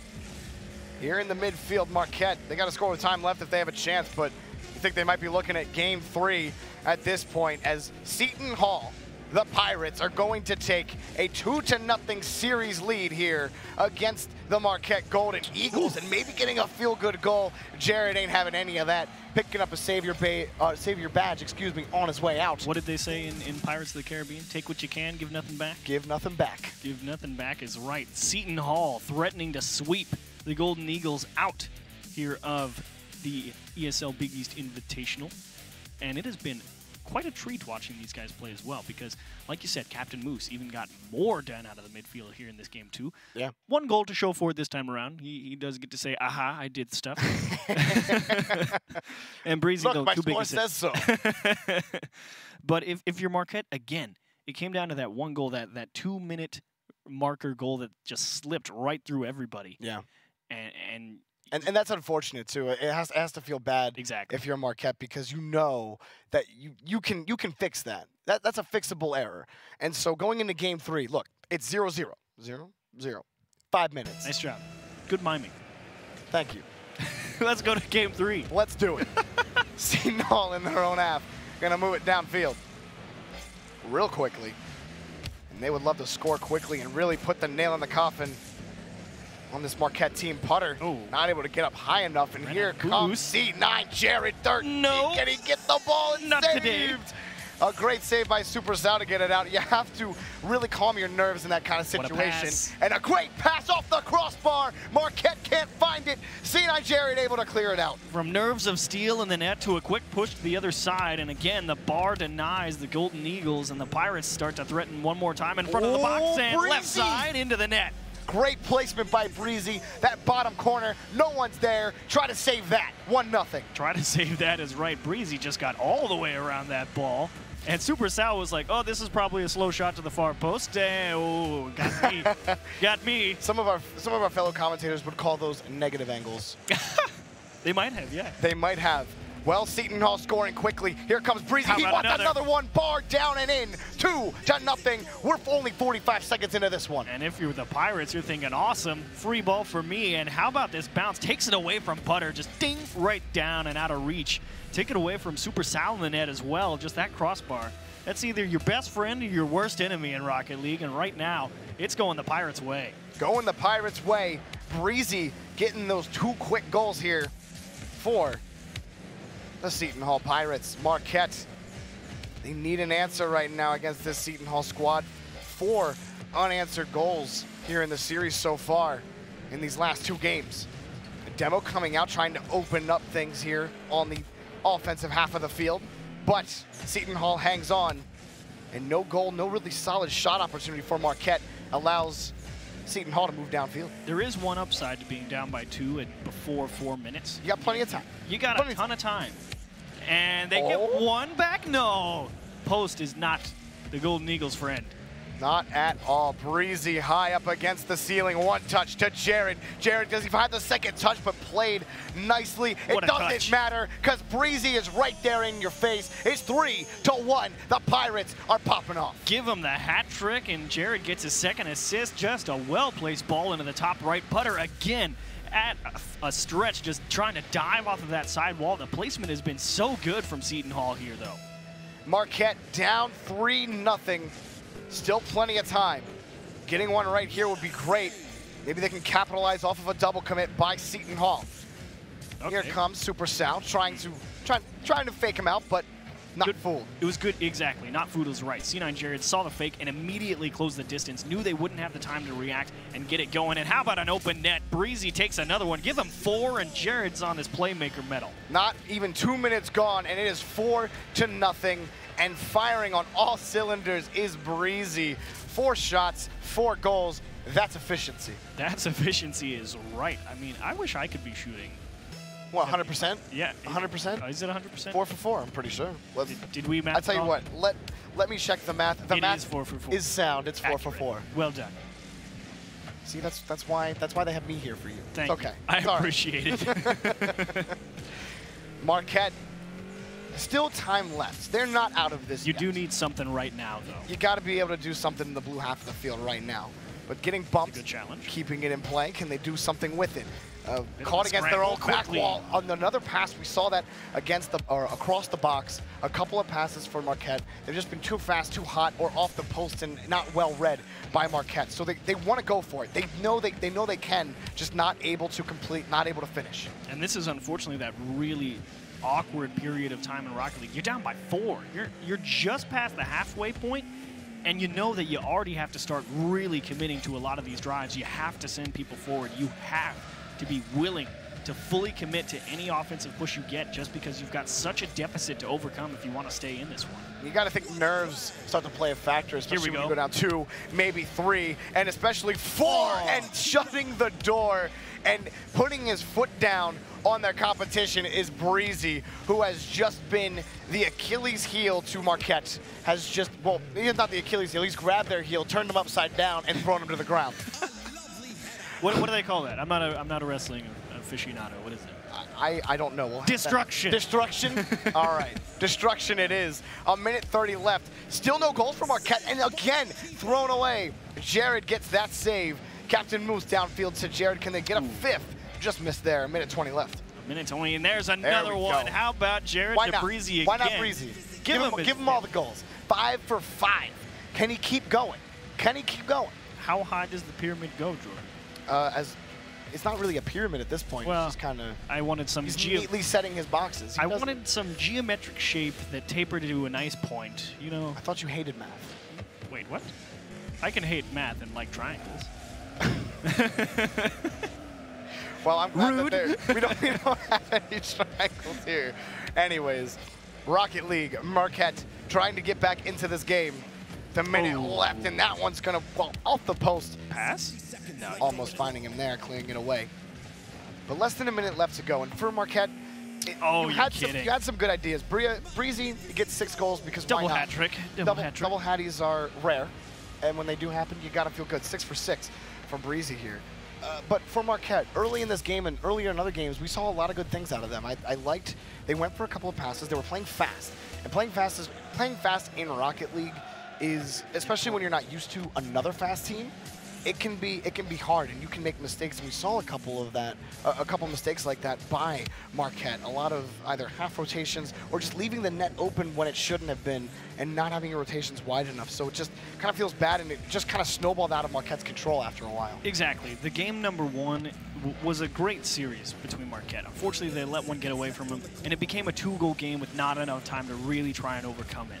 And then in that game number 2, again, That goal at 23 seconds or something, that one doesn't really matter. It was the one that they accidentally let slide through that really just kills what your team is feeling and going through at that time. And unfortunately, it's those little mistakes. As they say, oftentimes history turns on the smallest of decisions. And how about this one? Marquette at least gets one out to putter. They get one on the board. This is a nice sequence by them, too, right here.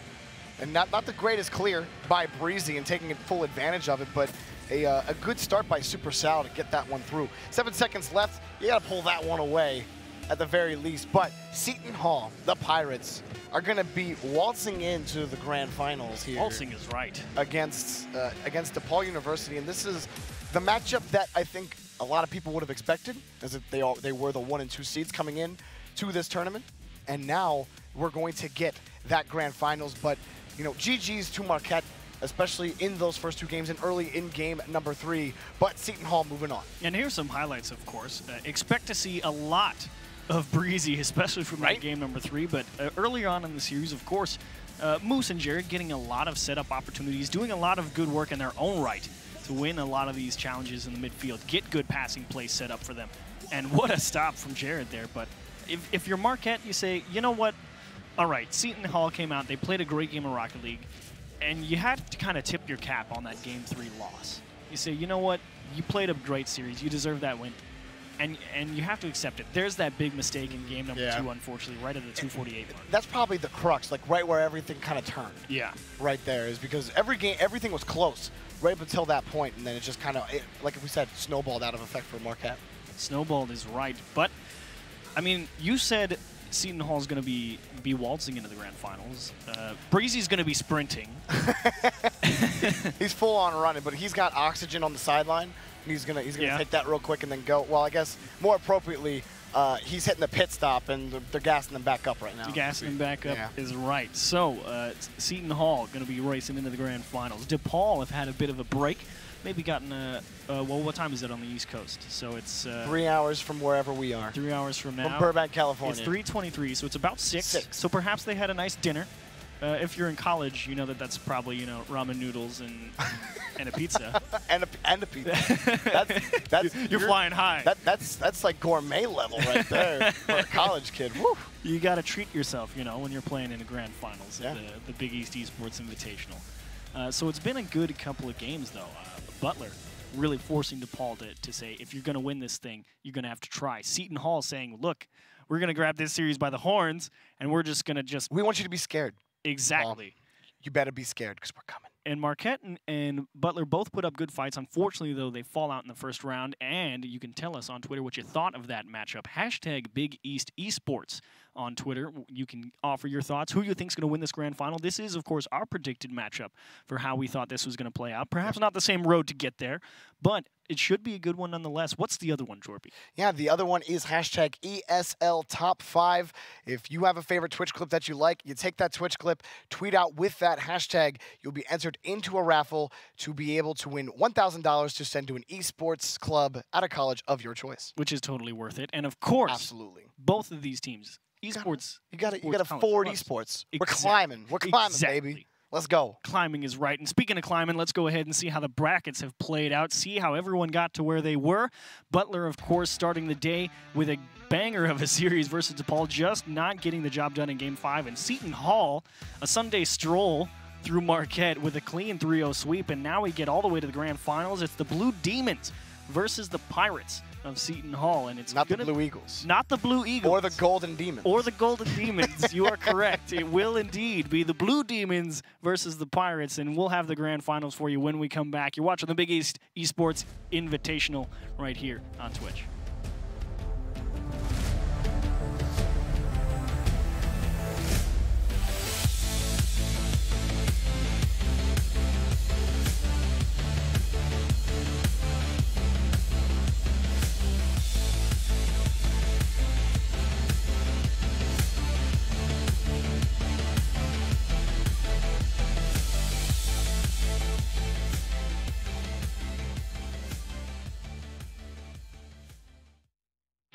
Big cities,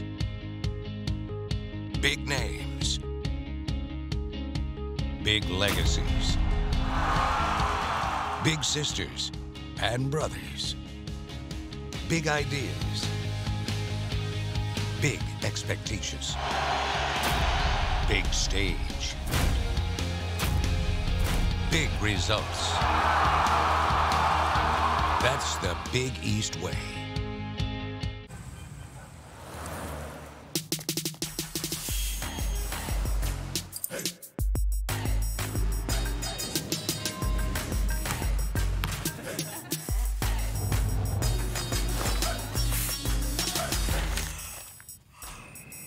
Hallelujah. And this is just one night. You should see what we do during the day. Marquette University. Be the difference. As one of America's leading Catholic universities, Seton Hall is creating graduates who are ready for anything. I'm ready. I'm ready. I'm ready to work in the ICU. To work in the big leagues. To be a leader. To teach special ed. To make my mark. To volunteer in Micronesia. To improve health around the world. To get my master's. I'm ready to make a difference. To spread smiles. To help others. I'm ready for anything. Seton Hall. Imagine what great minds can do.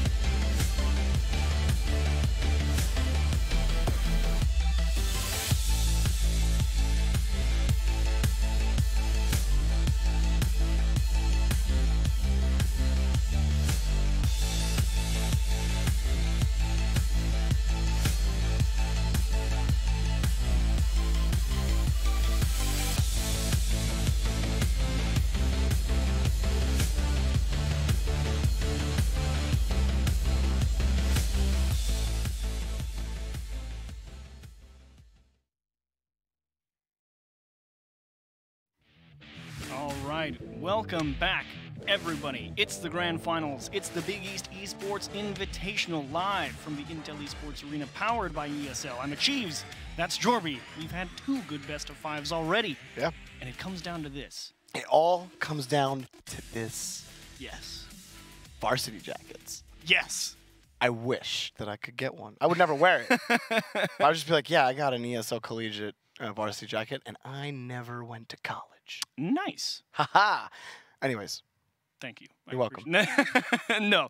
So, of course, what's on the line? 1, you get to be crowned the Big East Esports Invitational jacket. But like you were saying, you do get to win the ESL Collegiate Varsity jacket for winning first prize, which, honestly, they are really, really cool. Yeah, they look sick. If you want to take a look at them, you can find them at ESL Collegiate on Twitter. They've got some photos up of them, and they're pretty sweet stuff. But let's see how we got to our grand finals. Let's see how both of the teams that made it here got here. DePaul versus Butler, a very exciting series, one that we did not expect to be exciting at all. In round robin, Butler got rolled over by DePaul. A clean 3-0 sweep, and they made a lot of adjustments and almost took them down. Yeah, and that DePaul in Game 5 was exactly the DePaul we expected all series long. And Explosive Corn and Pray for Mojo combining, we had 6 goals in total in that 5 games from Pray for Mojo and 2 assists. Explosive Corn had 2 goals, 2 assists, but we saw that connection multiple times. Guzzi on the defensive half of the field was an absolute monster all series long, and I think he's going to be the key going into this game against Seton Hall to keep DePaul up, to keep them tied, whatever, keep the ball out of the net, period. Seton Hall with the clean 3-0 over Marquette on the back of Breezy's goal-scoring capabilities for sure. And of course, one more time, we can talk a little bit about what you can do to get involved. Hashtag Big East Esports on Twitter. We'll let you guys tell us what you think, who you think is going to win the grand finals. I think Jorby and I both are after DePaul, but after seeing Seton Hall play, could be a lot closer. Honestly, I got Seton Hall taking this. Yeah? I have Seton Hall taking this. I like DePaul. Guys, I like you guys, but have you seen Breezy? Come on. Come on. That's fair. He did play... I'm sorry, but Jared as well. Jared has, I think, shown that he's probably more of one of the better mechanical players out of the 6 players that are going to be playing. And I like what I saw out of him. He went for some crazy touches and some harder reads against the corners, able to just kind of perfect angles and for trying to find the net, just wasn't able to put anything on target. I think we should be watching out for Jared to pop off in this series. That's fair. Well, you tell us who you want to keep an eye out for on Twitter, hashtag Big East Esports, and our other hashtag to go out for. ESL is giving away $1,000 of your choice. That's a lot of money. To the esports college of your choice. Should you win, all you have to do is take any Twitch clip you would like from today's broadcast, such as my previous pen throwing. Specifically this one. I actually got scared there. You take a clip of that, you send it to hashtag ESL Top 5 on Twitter. You will be entered in a chance to win the raffle. The winner will be tweeted out from the Twitter of @ESL Collegiate, the same place you can check out the sweet jacket pictures. So keep an eye on that Twitter to see if you've won, and that's how you go through that. But let's go ahead and break down this match in a bit more detail. First, of course, the rosters for both of these teams and how we think they should shake up. You said Seton Hall, Breezy, going to have a big one. Let's talk about them first. We just saw them play versus Marquette. Breezy, 7 goals, 3 assists, 10 goals out of 11 participated in. Breezy got a lot of things done for his team in that last series. Yeah, I like this Seton Hall squad, and just based off of what we saw out of them versus Marquette, and I really like Jared. Breezy, it's just, that's obvious. I mean, 7 goals out of 7 shots. What can you say? The dude can strike, all right? So you give him the ball, feed him the ball, he will score. But Jared does such a great job of controlling the ball, being able to move the ball downfield, and his reads have been really, in my opinion, the best we've seen in this tournament.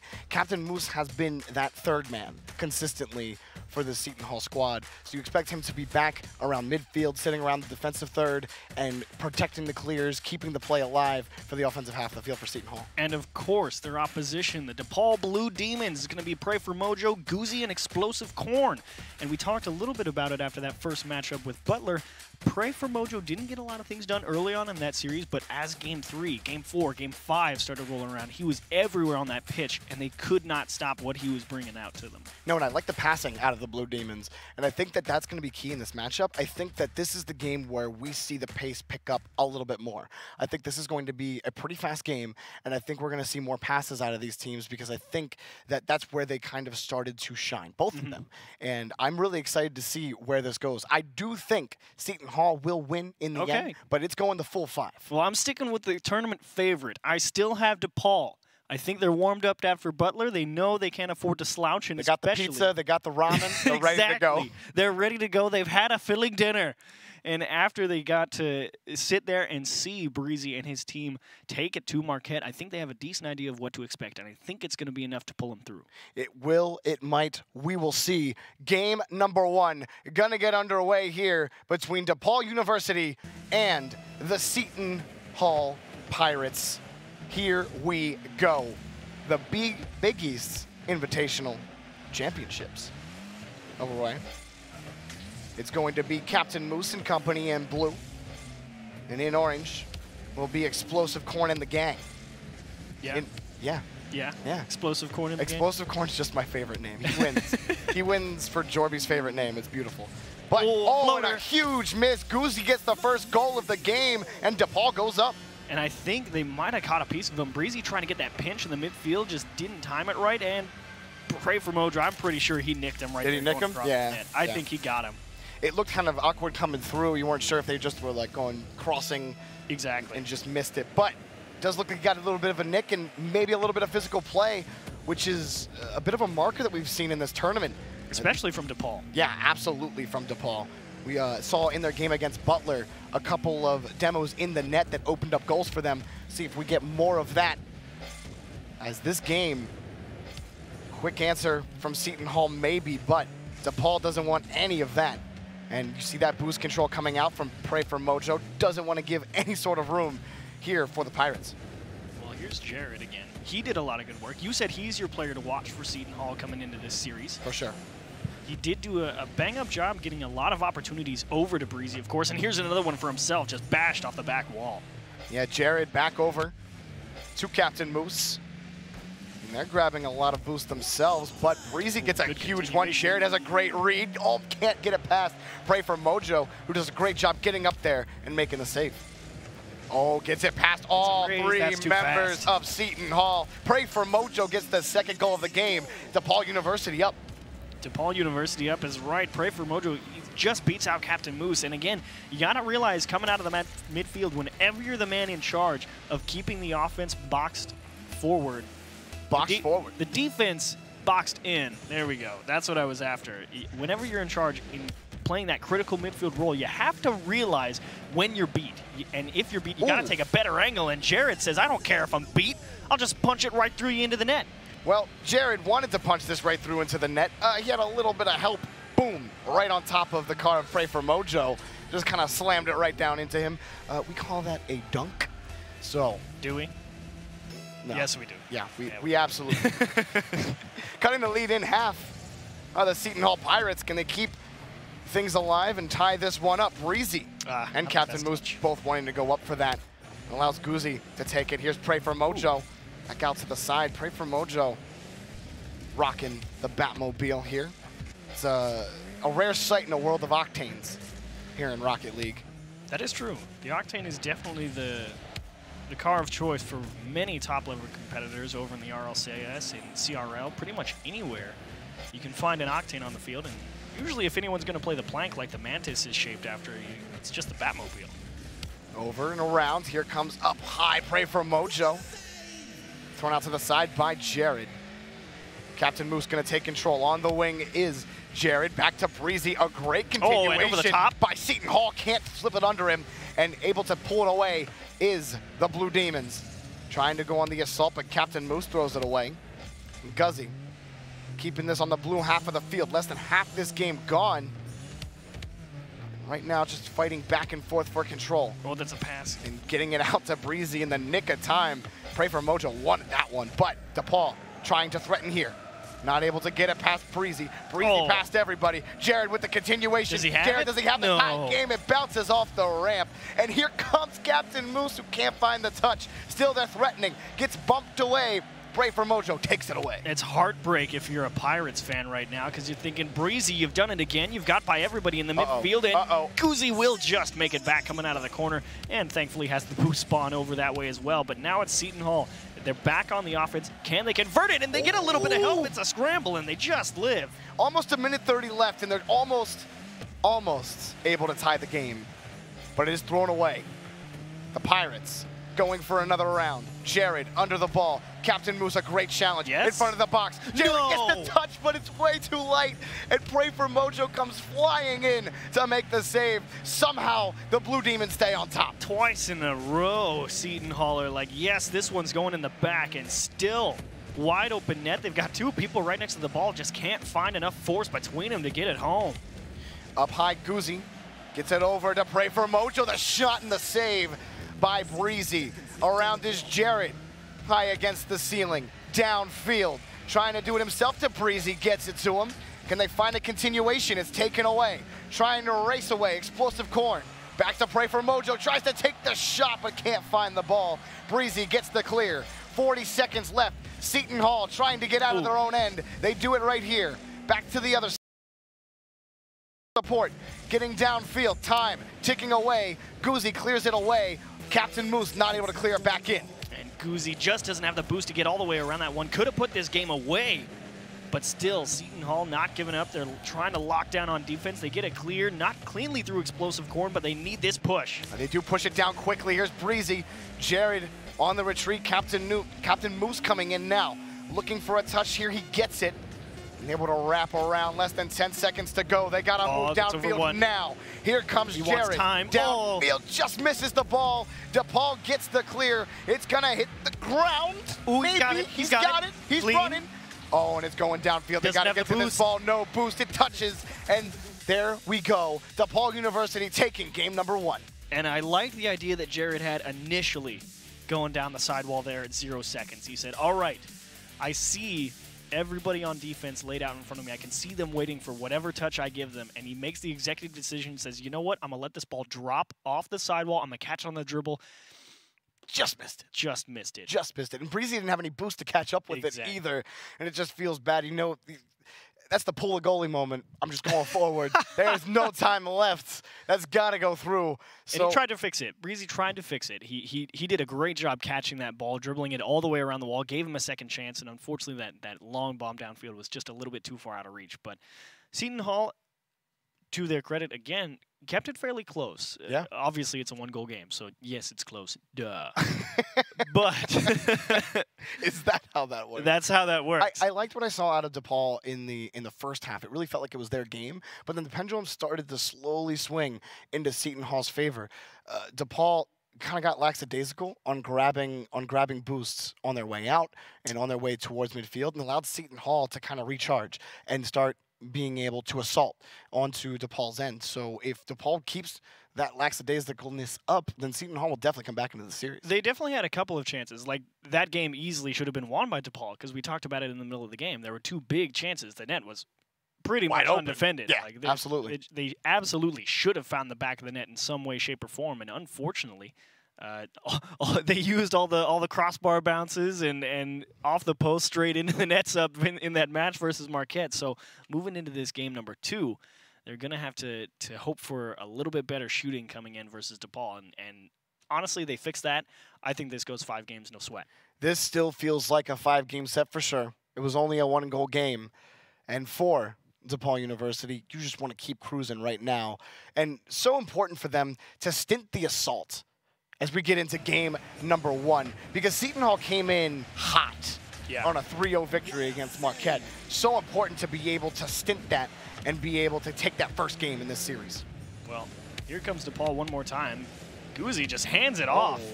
It's a nice little pass from Goozy. Pray for Mojo, going to keep it in play. A great challenge by Jared. Back to Captain Moose.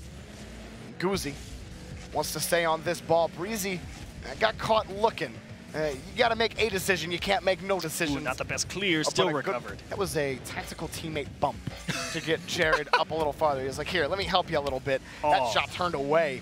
good idea on that far corner, just couldn't find it. And well read by Guzzi. He sees him trying to line up this hard cut in towards the center, and he just makes himself as large as possible, covering the shot to the near post while also potentially taking away a passing lane if it's not placed perfectly.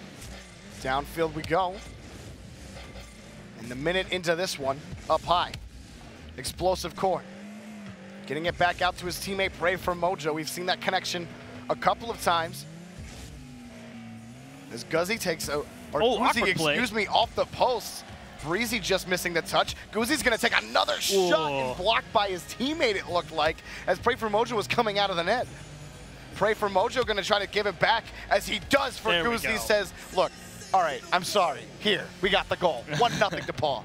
Yeah, there was a player from DePaul coming out of the net. I don't think he actually caught a piece. It did get saved by Seton Hall, but either way, they do quickly rally, and it's it's a sign of a good offense that says, I don't care that that ball was halfway in and still got saved. They wheel around, grab the boost in the midfield, come back for a second attempt, and they smash it home.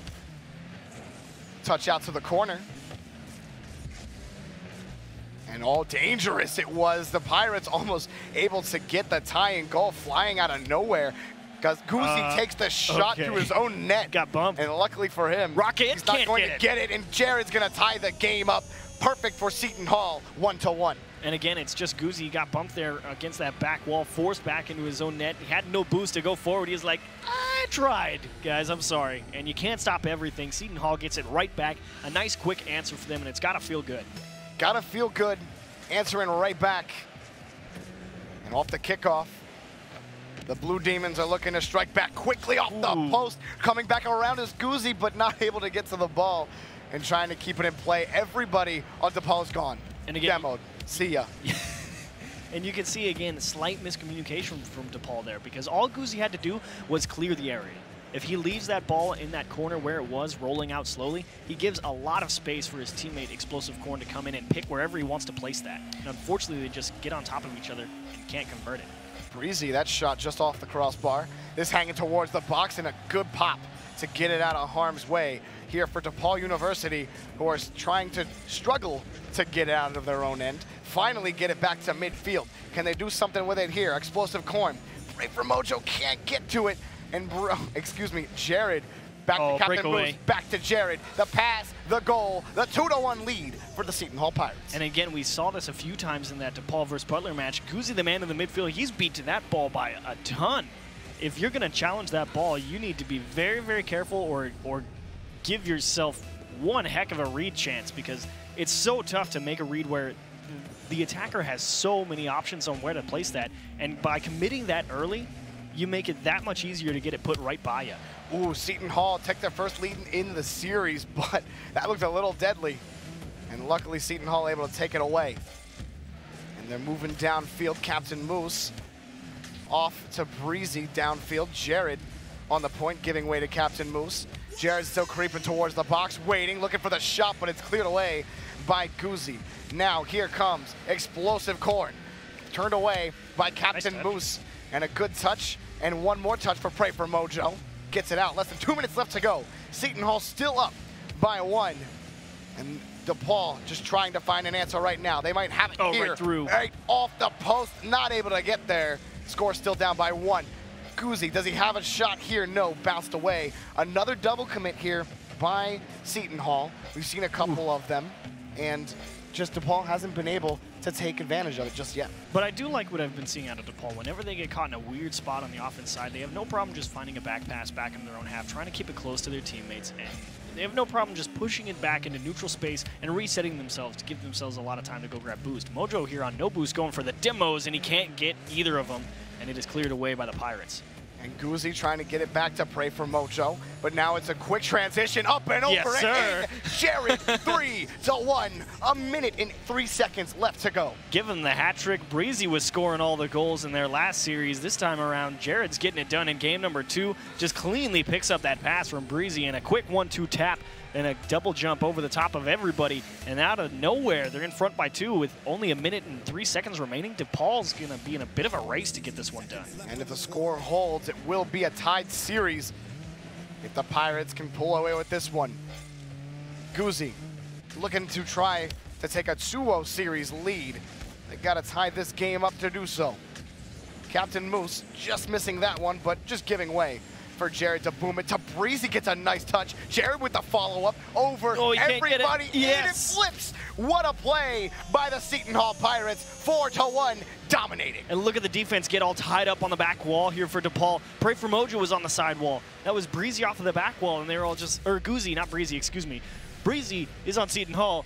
Goozy's on defense on the back wall, and he just doesn't have the space or time to go down and get that one. Just awkward positioning from DePaul, and it was just punished. Oh, man, and now Jared getting another touch. Jared's on absolute fire right now. These touches against the back wall are so clean. 5-1, 29 seconds. And he just goes right out and just goes right through Goozy. Goozy tried to jump off early thinking he was going to get that ball quickly out to the top of the box, and he just threw off the timing, slightly delaying that touch, set it right in front of the net, and Breezy was right there for it. There's a way to respond after game number 1. This is it. How about a 5-1 scoreline with no time left? I mean, it's kind of a sucker punch to the face. You're like, hey, easy game, and you turn it around to like pull out your wallet and pay for your dinner, right? Pay for your pizza and ramen. Exactly, and then the pizza man just like slaps you in the face, and you're like, what? It's like, you don't have enough for a tip. Why? Why did you order pizza? What are you thinking? 5 seconds left. Seton Hall will be taking this one. A feel-good goal maybe for Goozy, but that will not occur. And as soon as this ball touches, we will be heading on to game number 3 and going to at least a game number 4 in the grand finals of the ESL Big East Invitational. And we got a series on our hands. You got a series is right, and what a way to do it. It was every single one of those game 1 awkward scenarios that happened for Seton Hall just went their way this time around. And of course, it was helped by the fact that Jared had a heck of a game. Breezy was right there to help him out whenever he needed. And Captain Moose, apart from that one weird mistake where he challenged from, light years away in the midfield and he got beat for it. Yeah. Other than that, he played a pretty lockdown game in the midfield. Seton Hall made it very difficult for DePaul to get on offense and stay on offense. That was the game where Jared did exactly what I thought he was going to do. Jared went off, and he wasn't scoring. He did score a goal, but it was more so being able to set up Breezy, who just will always put it in. And there was that sequence near the end that put them up 5-1 that was just bang, Jared, Breezy, Jared, Breezy. It's just boom. Like, oh, it was so pretty. I love seeing plays like that. And, of course, by the way, since we're in the middle of this one, it's going to be one of our last couple of opportunities to talk about this. You can join the conversation on Twitter, #BigEastEsports. You can talk about anything you've seen in the grand finals. You're 2 games in right now in the grand finals, 3 left potentially. And if you picked one before the game started and you want to change your vote, you can, which is totally fine. But we'll judge you. Jorby will judge you. I will absolutely judge you. Because I'm thinking about changing to Seton Hall. That was you are not allowed to. I'm not allowed to? You're not allowed to change your vote. Okay, so get on Twitter, #BigEastEsports. Let us know what you're thinking so far, who you think takes it in the remaining 3 games. And, of course, the other one, #ESL Top 5. Any clip that you've seen so far, such as some of the awesome passing that we got to see between Jared and Breezy, or some bangers of saves coming out of DePaul. They had to really keep that net locked down in some of these. In that game number 2, they got picked apart a little bit. So, any of those. Any of those. You got your pick. Clip any of them. As you like to say, he's got a lot to pick from. A lot to pick from. You got a lot to pick from. But we're going into game number 3. Let's get underway. DePaul and Seton Hall fighting for those varsity jackets and for, of course, the glory. The glory is all that matters. Off we go on the kickoff. Up high. Captain Moose looking for it, but winning it was explosive. Corn to pray for Mojo, and there's the connection. Quickly firing 7 seconds in. DePaul takes the lead. And again, this is about that time in the Butler series where Pray for Mojo really started getting involved on the offensive side of things and doing a lot of really good work for DePaul, and you couldn't ask for a better start. 7 seconds in, you're on the board. You're saying, yeah, you just won last game 5-1. Nobody cares, especially not us. This is why people love you, Achie. You tell it like it is. Breezy trying to clear it out, not able to. Is thrown out by Captain Moose. Captain Moose, back to Jared. Jared on the point. Under 1, back to the opposite half of the orange side. Breezy gonna take control now. Jared's still creeping, and Captain Moose, ever the third man, stoic as he looks, able to throw it down and around. Jared keeping it around midfield. Up high, he's got one touch. He doesn't have another, not enough boost to chase. Breezy back to Jared maybe, and a good touch to Explosive Corn gets it out of harm's way for DePaul. And I like that touch from Explosive Corn as well, just putting it out into the neutral ground. Yes, he had to chase it down, and there was low probability of getting it, but at least it bought plenty of time for his teammates behind him to grab boost. But Mojo right now searching for Andy, and thankfully a huge miss from the Pirates right in front of the net. Goozy pops it up high.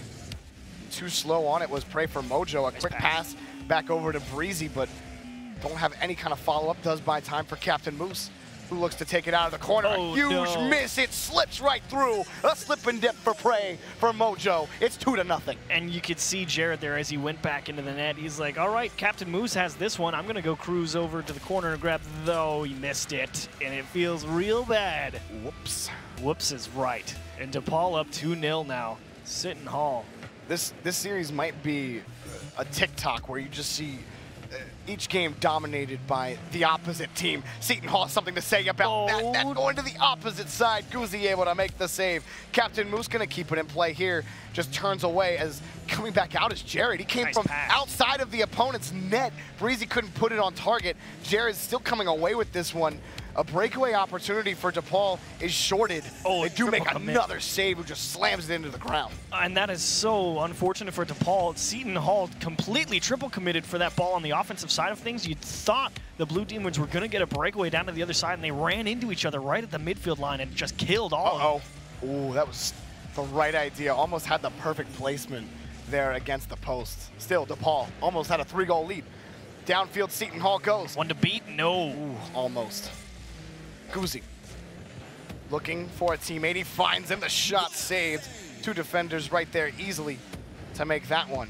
Jared along the sidewall going to take this one slow. Make one miss. Pretty. And in the middle of the box is Captain Moose. Says, I'm right here, baby. Hit me. The score lead cut in half. Jared, this was pretty. The softest of touch to just try and get him to challenge you. Time the touch perfectly off of the car and right into the midfield. That is how you get a pass out of the corner to the top of the box and give nobody a shot on defense at it. That was a great pass. I love that Captain Moose got the goal too, because the man has been so well positioned all game long, and that was just another example of it. Just right in front. Look, Jared, I know all that they'll have to do is just come out here. No one's here. No one's here. Come on, I'm right here. Look at me. But only down by one now. Seton Hall looking to tie this one up. Plenty of time to work with. Ooh, double commit. Got to be careful on that. They can't afford to make any of those silly rotational mistakes like that and give DePaul an open window. There's the tie game. There it is. It's Jared to Breezy. We talk about Explosive Corn to pray for Mojo. How about this combination right here? It's been very effective all day. Breezy to Jared, Jared to Breezy. It doesn't matter how you shake it up. They get the job done on offense, and they do it one more time here. They get two defenders off of one touch. They both commit to that far post shot, and they go right behind them. Seton Hall tie it up in short order.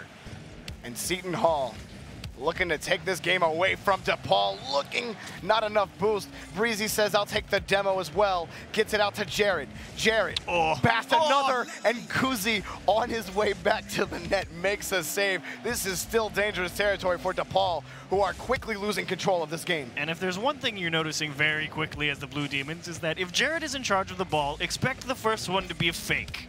That's an open net, but he couldn't put it on target. To get the second touch, he wanted it. Not able to get there in time. Goozy can't get the clear out.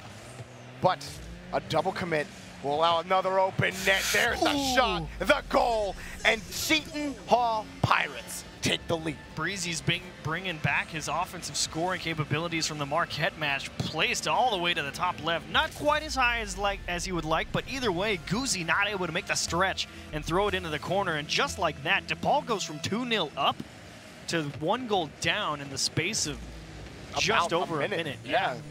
3 unanswered goals. Breezy trying to take it under, get it to Jared. Goozy able to take it away. Goozy's gone. And now Seton Hall taking control yet again. The Pirates just taking away any avenue of opportunity. There's another one gone. They got to get control here. They do. Breezy just put in the reverse. Park the bus, go back. Right forward. Why not? Less than a minute left to go. Down by 1. DePaul's looking to get a little physical of their own. Up high and able to play it away. A good play by Breezy, but good challenge. Looking to open up things in the net, Goozy does, but a wide and away. Explosive Corn trying to get it to Pray for Mojo. Another touch to Explosive Corn. It's cleared away. Guzzi back in. Pray for Mojo. Oh, yes. A great touch. Go get there it is. No, he misses it. 30 seconds left. It was so pretty. Unfortunately, could not follow through. And Seton Hall hangs on to a lead. And Guzzi has been doing such an awesome job out of the midfield, giving extra chance after extra chance to DePaul, and they still can't get it home. Time ticking down for DePaul University. They want this game. They do not want to go down 2-1 in this series. Guzzi can't get the dunk. Captain Moose makes one miss as he missed himself. And taking away the boost, taking the ball away. Oh, the slow Jared's play. gonna go away, make him look like a fool. Down to the ground it goes. Oh, Still no. not down. Off the ramp. This could be a chance for DePaul. That's it. Cleared away. That's a boomer. That one's You're down. Oh, man. Wow. What a play from Guzzi in the midfield at the end of that game for DePaul. He says, I know we have to stay on offense. We need to get something done. Blocked clear, blocked clear, blocked clear, pass, pass, pass. I believed. And there was that one big chance. We were both like, yes, they have equalized. Right? And then just off the back wall. You see Explosive Corn coming, and you're like, he was there. There's the shot. And then soul-crushing. Gone. Soul-crushing is right. But what a play from C9 Jared and Breezy in this game number 2. They got held to 1 goal in game number 1. Guess how many they've scored in the past 2 games? How many have they scored? I said guess. 4. 8. Oh. 8 total. That's double. Between You do not have the -2 debuff for math. You are correct. I'm impressed. Well you are done. correct. But yeah, Seton Hall's offense has just come to life here in the grand finals. They only need to hang out for 5 more minutes, perhaps take this one down in 4. And again, that would mean DePaul would unfortunately find themselves into the second version of the Big East Esports Invitational where they get knocked out in the grand finals. Yesterday, they lost to Villanova in League of Legends. The second place heroes. That would feel bad. That would feel super bad, man. I really liked what I saw out of DePaul late in that game. It can be demoralizing after getting scored on 3 times with no answer. And then I want to see more of that sequence that we saw out of them. I want more of those passes. Looking for Pray for Mojo right inside the box. Yeah. So he gets that quick touch off the backboard.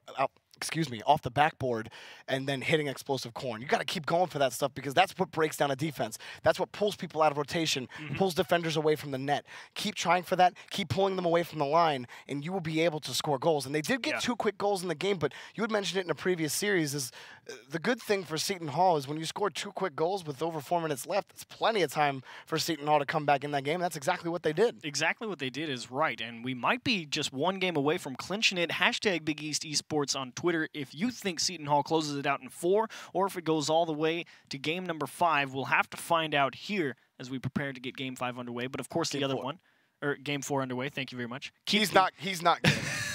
I am not good at math. Counting. That's like basic. They taught you that when you came out of the womb. Yeah, but I can count to 5. That is, I question that. Hashtag ESL Top 5. Any Twitch clip that you take from today's broadcast, you can be entered into a chance to win $1,000 given away by ESL to an esports college of your choice, Jorby. And personally, I think the one that wins is the one where I do math correctly. Maybe. He's not even gonna. He's just like, nope, let's go to game 4. I'm not gonna entertain you. Game number 4, gonna get underway. Seton Hall at match point, looking to win the ESL Big East Invitational. We're gonna get right into things as Seton Hall looks to finish things off, and DePaul wants to force that game 5 that you really want. I do. Just so you are right. It's okay, Chiefs. It's okay. We're here for you. You did pick Seton Hall. I have chosen the Blue Demons, though. I think they can get it done here in game 4. All right. Well, Seton Hall's on the offense first. Captain Moose up for this, gets 1 touch. Here, creeping is Breezy, and there's the goal. Breezy, the striker on this team. 1-0 for 15 seconds in. He scored the last 3 goals now for the Seton Hall touch by Golden Eagles. And Explosive Corn, unfortunately, right over the top of it, just trying to take away a lot of options and just went a little too high. Rolling right now are the Pirates, or should I say sailing, if you will. Definitely sailing. Are the Pirates. To keep moving on here. Explosive Corn back to Pray for Mojo. Takes the shot and saved by Breezy, coming in flying and moves it down to midfield. Breezy against the corner. trying to find this one. A huge miss by Pray for Mojo allows a 2-0 lead. Jared, Seton Hall firing off. You said it, a huge miss by DePaul right there. Needed that clear, and unfortunately Explosive Corn again playing that back post defense. He's not in a bad spot, but you see him start pushing forward into the middle of the box, expecting that touch to come from his teammate in the corner, and as soon as you take yourself out of position like that and it doesn't go exactly how you think it's going to go, Seton Hall just say, yep, thank you very much, free goals.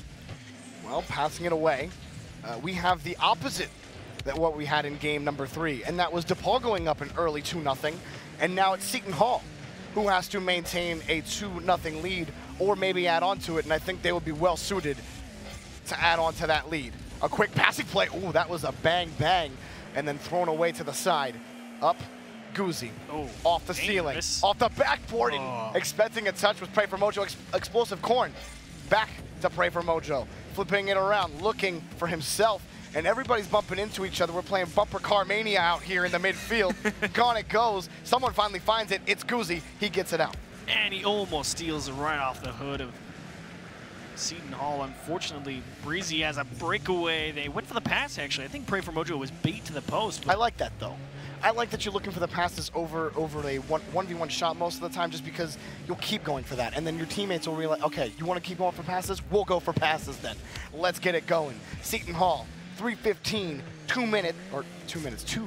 And if you're DePaul, you've been held scoreless for 6 minutes now. They haven't scored since the 3-minute 53-second mark of game number 3. They would love to find the back of the net, and how about right here? Still denied. Moose keeps them clear.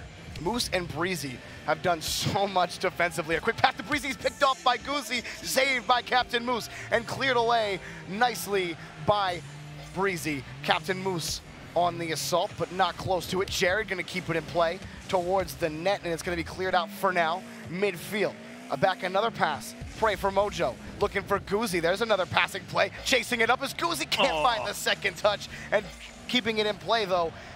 DePaul threatening halfway through game number 4. But the Blue Demons again, like you said, threatening is right off the back of the midfield play. Pray for Mojo can't get through 2 defenders. He almost did it, but Guzzi again given a lot of extra chances in the midfield. Seton Hall needs to find a way to beat him, and they do. Breezy over the top. Seton Hall doing a great job of just releasing the pressure. Jared takes the shot way wide, takes another one, hanging towards the box, and then thrown out. Jared says, no, that's going back. Breezy trying to find a way in. Captain Moose looking to come in and throw it right back. Oh my goodness, what a touch that was, but sent away. Less than 2 minutes left to go. Seton Hall hanging on to this 2-goal lead. Explosive Corn trying to track this down, and again, we're starting to see DePaul like they did versus Butler. They just don't have a lot of boost to work with on defense in front, and not into the back of the net. Sails right by and could have put him down. How does Seton Hall get some of these like crazy passing goals, and then Captain Moose misses the open? Man, you had me thinking that's a for-sure thing. You tease me. I'm sorry. That's okay. I'm sorry. That's okay. A minute 30 popping up, and Seton Hall on the defense yet again. Breezy looking for a tap out, and it's thrown out to the side. DePaul has slowly been trying to swing the momentum in their favor. No goals to show for it right now. Jared, plenty of room to clear that out downfield. A demo coming out from Guzzi, trying to open up the back door. It's shut now and thrown away. Captain Moose gonna clear it out. Coming up on 9 scoreless minutes now for DePaul, and there's never been a time for them to need 2 more. Downfield, Guzzi looking for the shot. It's just out and away. Jared, back to Breezy. Back to Jared. Breezy gonna take it again. Plenty of time to give it back to Guzzi. Guzzi gets another touch, a shot, the goal, and splitting the lead in half with 41 seconds left to go. If you were gonna do it, it's good you did it then. The drought comes to a conclusion finally. Guzzi again, a hero's touch, a double touch out off the back wall, out into the top of the box, and again, a crashing DePaul squad, knowing they have to make it work. With only 41 seconds left, here they come. Guzzi, he has a chance here. Can he get the second touch? He can't. Following it up off the back wall, and Breezy taking it away. A huge pinch to give the pressure away for Seton Hall. Less than 30 seconds to go. Another goal for Seton Hall here will all but surely kill any hope that DePaul has of taking this to a Game 5. Time still ticking away. A shot and a save there by Pray for Mojo, keeping his team in the game. They're on the wrong half of the field. The stall by Captain Moose. He steals it away. 3-1 with 11 seconds left. That's the nail in the coffin. The nail in the coffin is right, and again, DePaul expecting a clear off of these back walls. They start pushing forward, they miss it, and immediately the Pirates take what you can, give nothing back. Give nothing back. The Seton Hall Pirates, if the scoreline stays as it will, and it seems like it will, they are your ESL Big East Invitational champions. They get those sweet varsity jackets. They get all that sweet glory.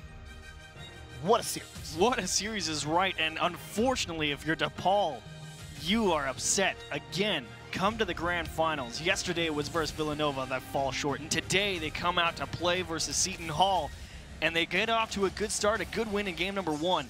And then after game number 1, they scored 4 more times in the next 3 games. Seton Hall took it to them.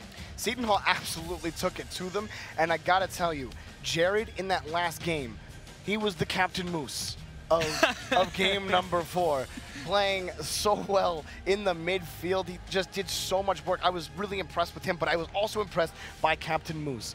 Captain Moose came in the clutch here for Seton Hall. That last goal means so... All of them, yeah, but the specific players, because I hadn't said anything about Captain Moose. That's true. Captain Moose, I felt bad. I mean, to be fair, Captain Moose had 4 saves in game number 4. So that's what I'm saying, is that he popped off.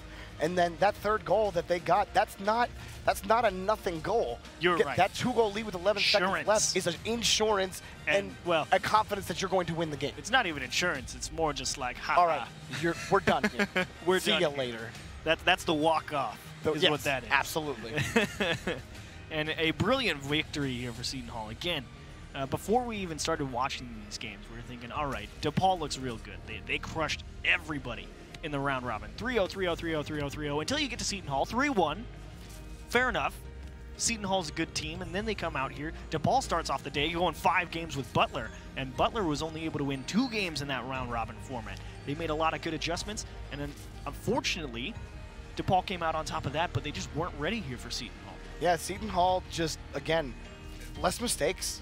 Just a lot, and DePaul weren't able to really capitalize on a lot of the mistakes that Butler made. And so that's why I had Seton Hall going into this game. And see, I'm right. And that was the last goal you just saw there from Captain Moose to seal game number 4. It was a brilliant victory for them. Well-deserved win for the Seton Hall Pirates. The blue and gray. That's one of my favorite ways to refer to. I'm just glad that a Pirates on some team in esports or sports is good. Pirates and other sports are not good. So it makes me happy. Does that make you sad? It makes me sad and happy. All right. Well, regardless of whether or not you're sad or happy, you can go hashtag Big East Esports on Twitter. Let us know what you thought of the tournament, what you thought of Jorby and I. We're sure it's lovely. What you think of DePaul coming out here, and again, they take second in both aspects of the Big East Esports Invitational. Villanova winning yesterday in League of Legends. Of course, Seton Hall winning today in Rocket League. Some fun stuff going on, so hit up hashtag Big East Esports on Twitter. Let us know what you thought, and of course, the other one, Jorby, one more time, what is hashtag ESL Top 5? Hashtag ESL Top 5. Take a favorite quick Twitch clip. Say that 3 times fast. Quick Twitch clip. Quick Twitch clip. That you liked during the tournament. With that hashtag, it will enter you into a raffle to give. You can have a chance to win $1,000 to send to a collegiate esports club of your choice. Be sure to do that and follow at ESL Collegiate to see if you will win. Turn your notifications on. Indeed, and of course, Seton Hall. You can find out what they won besides the bragging rights of winning the first Big East Sweet Esports. varsity jackets, Those baby. pictures are on that Twitter as well. But let's go ahead and take a look at the bracket today. Seton Hall clinch it out. They steamroll through Marquette off of the back of Breezy. Comes into the grand finals. They beat DePaul 3-1. Jared doing a lot of work, just like you said he would. He was your guy to watch. Breezy came in and helped out a little bit later on. And Captain Moose, the unsung hero of the team on defense, keeping it clear. But DePaul did not have the worst run either. They had to fight versus Butler. Those Bulldogs, like you said, they'll hang on and really make you work for it. But DePaul, at least, there's a lot of hope for those guys. Unfortunately, not for this DePaul Rocket League squad. They are all seniors, so this will unfortunately be their last effort. But perhaps next year's iteration for the DePaul crew will look better. But, Jorby, I think we're done here. We're done. I think we're done. So we are done. We'll wrap it up. We hope you've all enjoyed the Big East Esports Invitation, powered by ESL. We were here at the Intel Esports Arena. It was a lot of fun. I enjoyed it. I enjoyed it as great. well. I don't get to cast with you a lot, but when I do, it's great. And until next time, we're going to leave you with some highlights. We hope you'd enjoyed today's broadcast. Thank you very much for watching the Big East Esports Invitational. We'll see you later.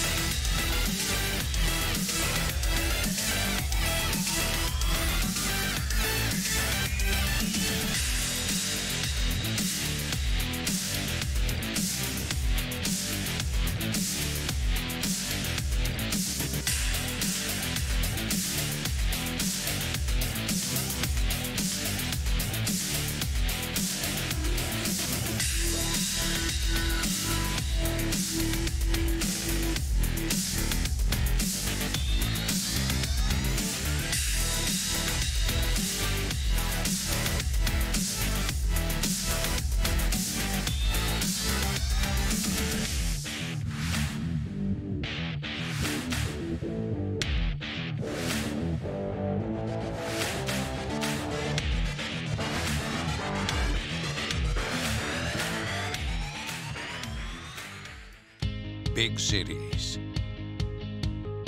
big names, big legacies, big sisters and brothers, big ideas, big expectations, big stage, big results. That's the Big East way.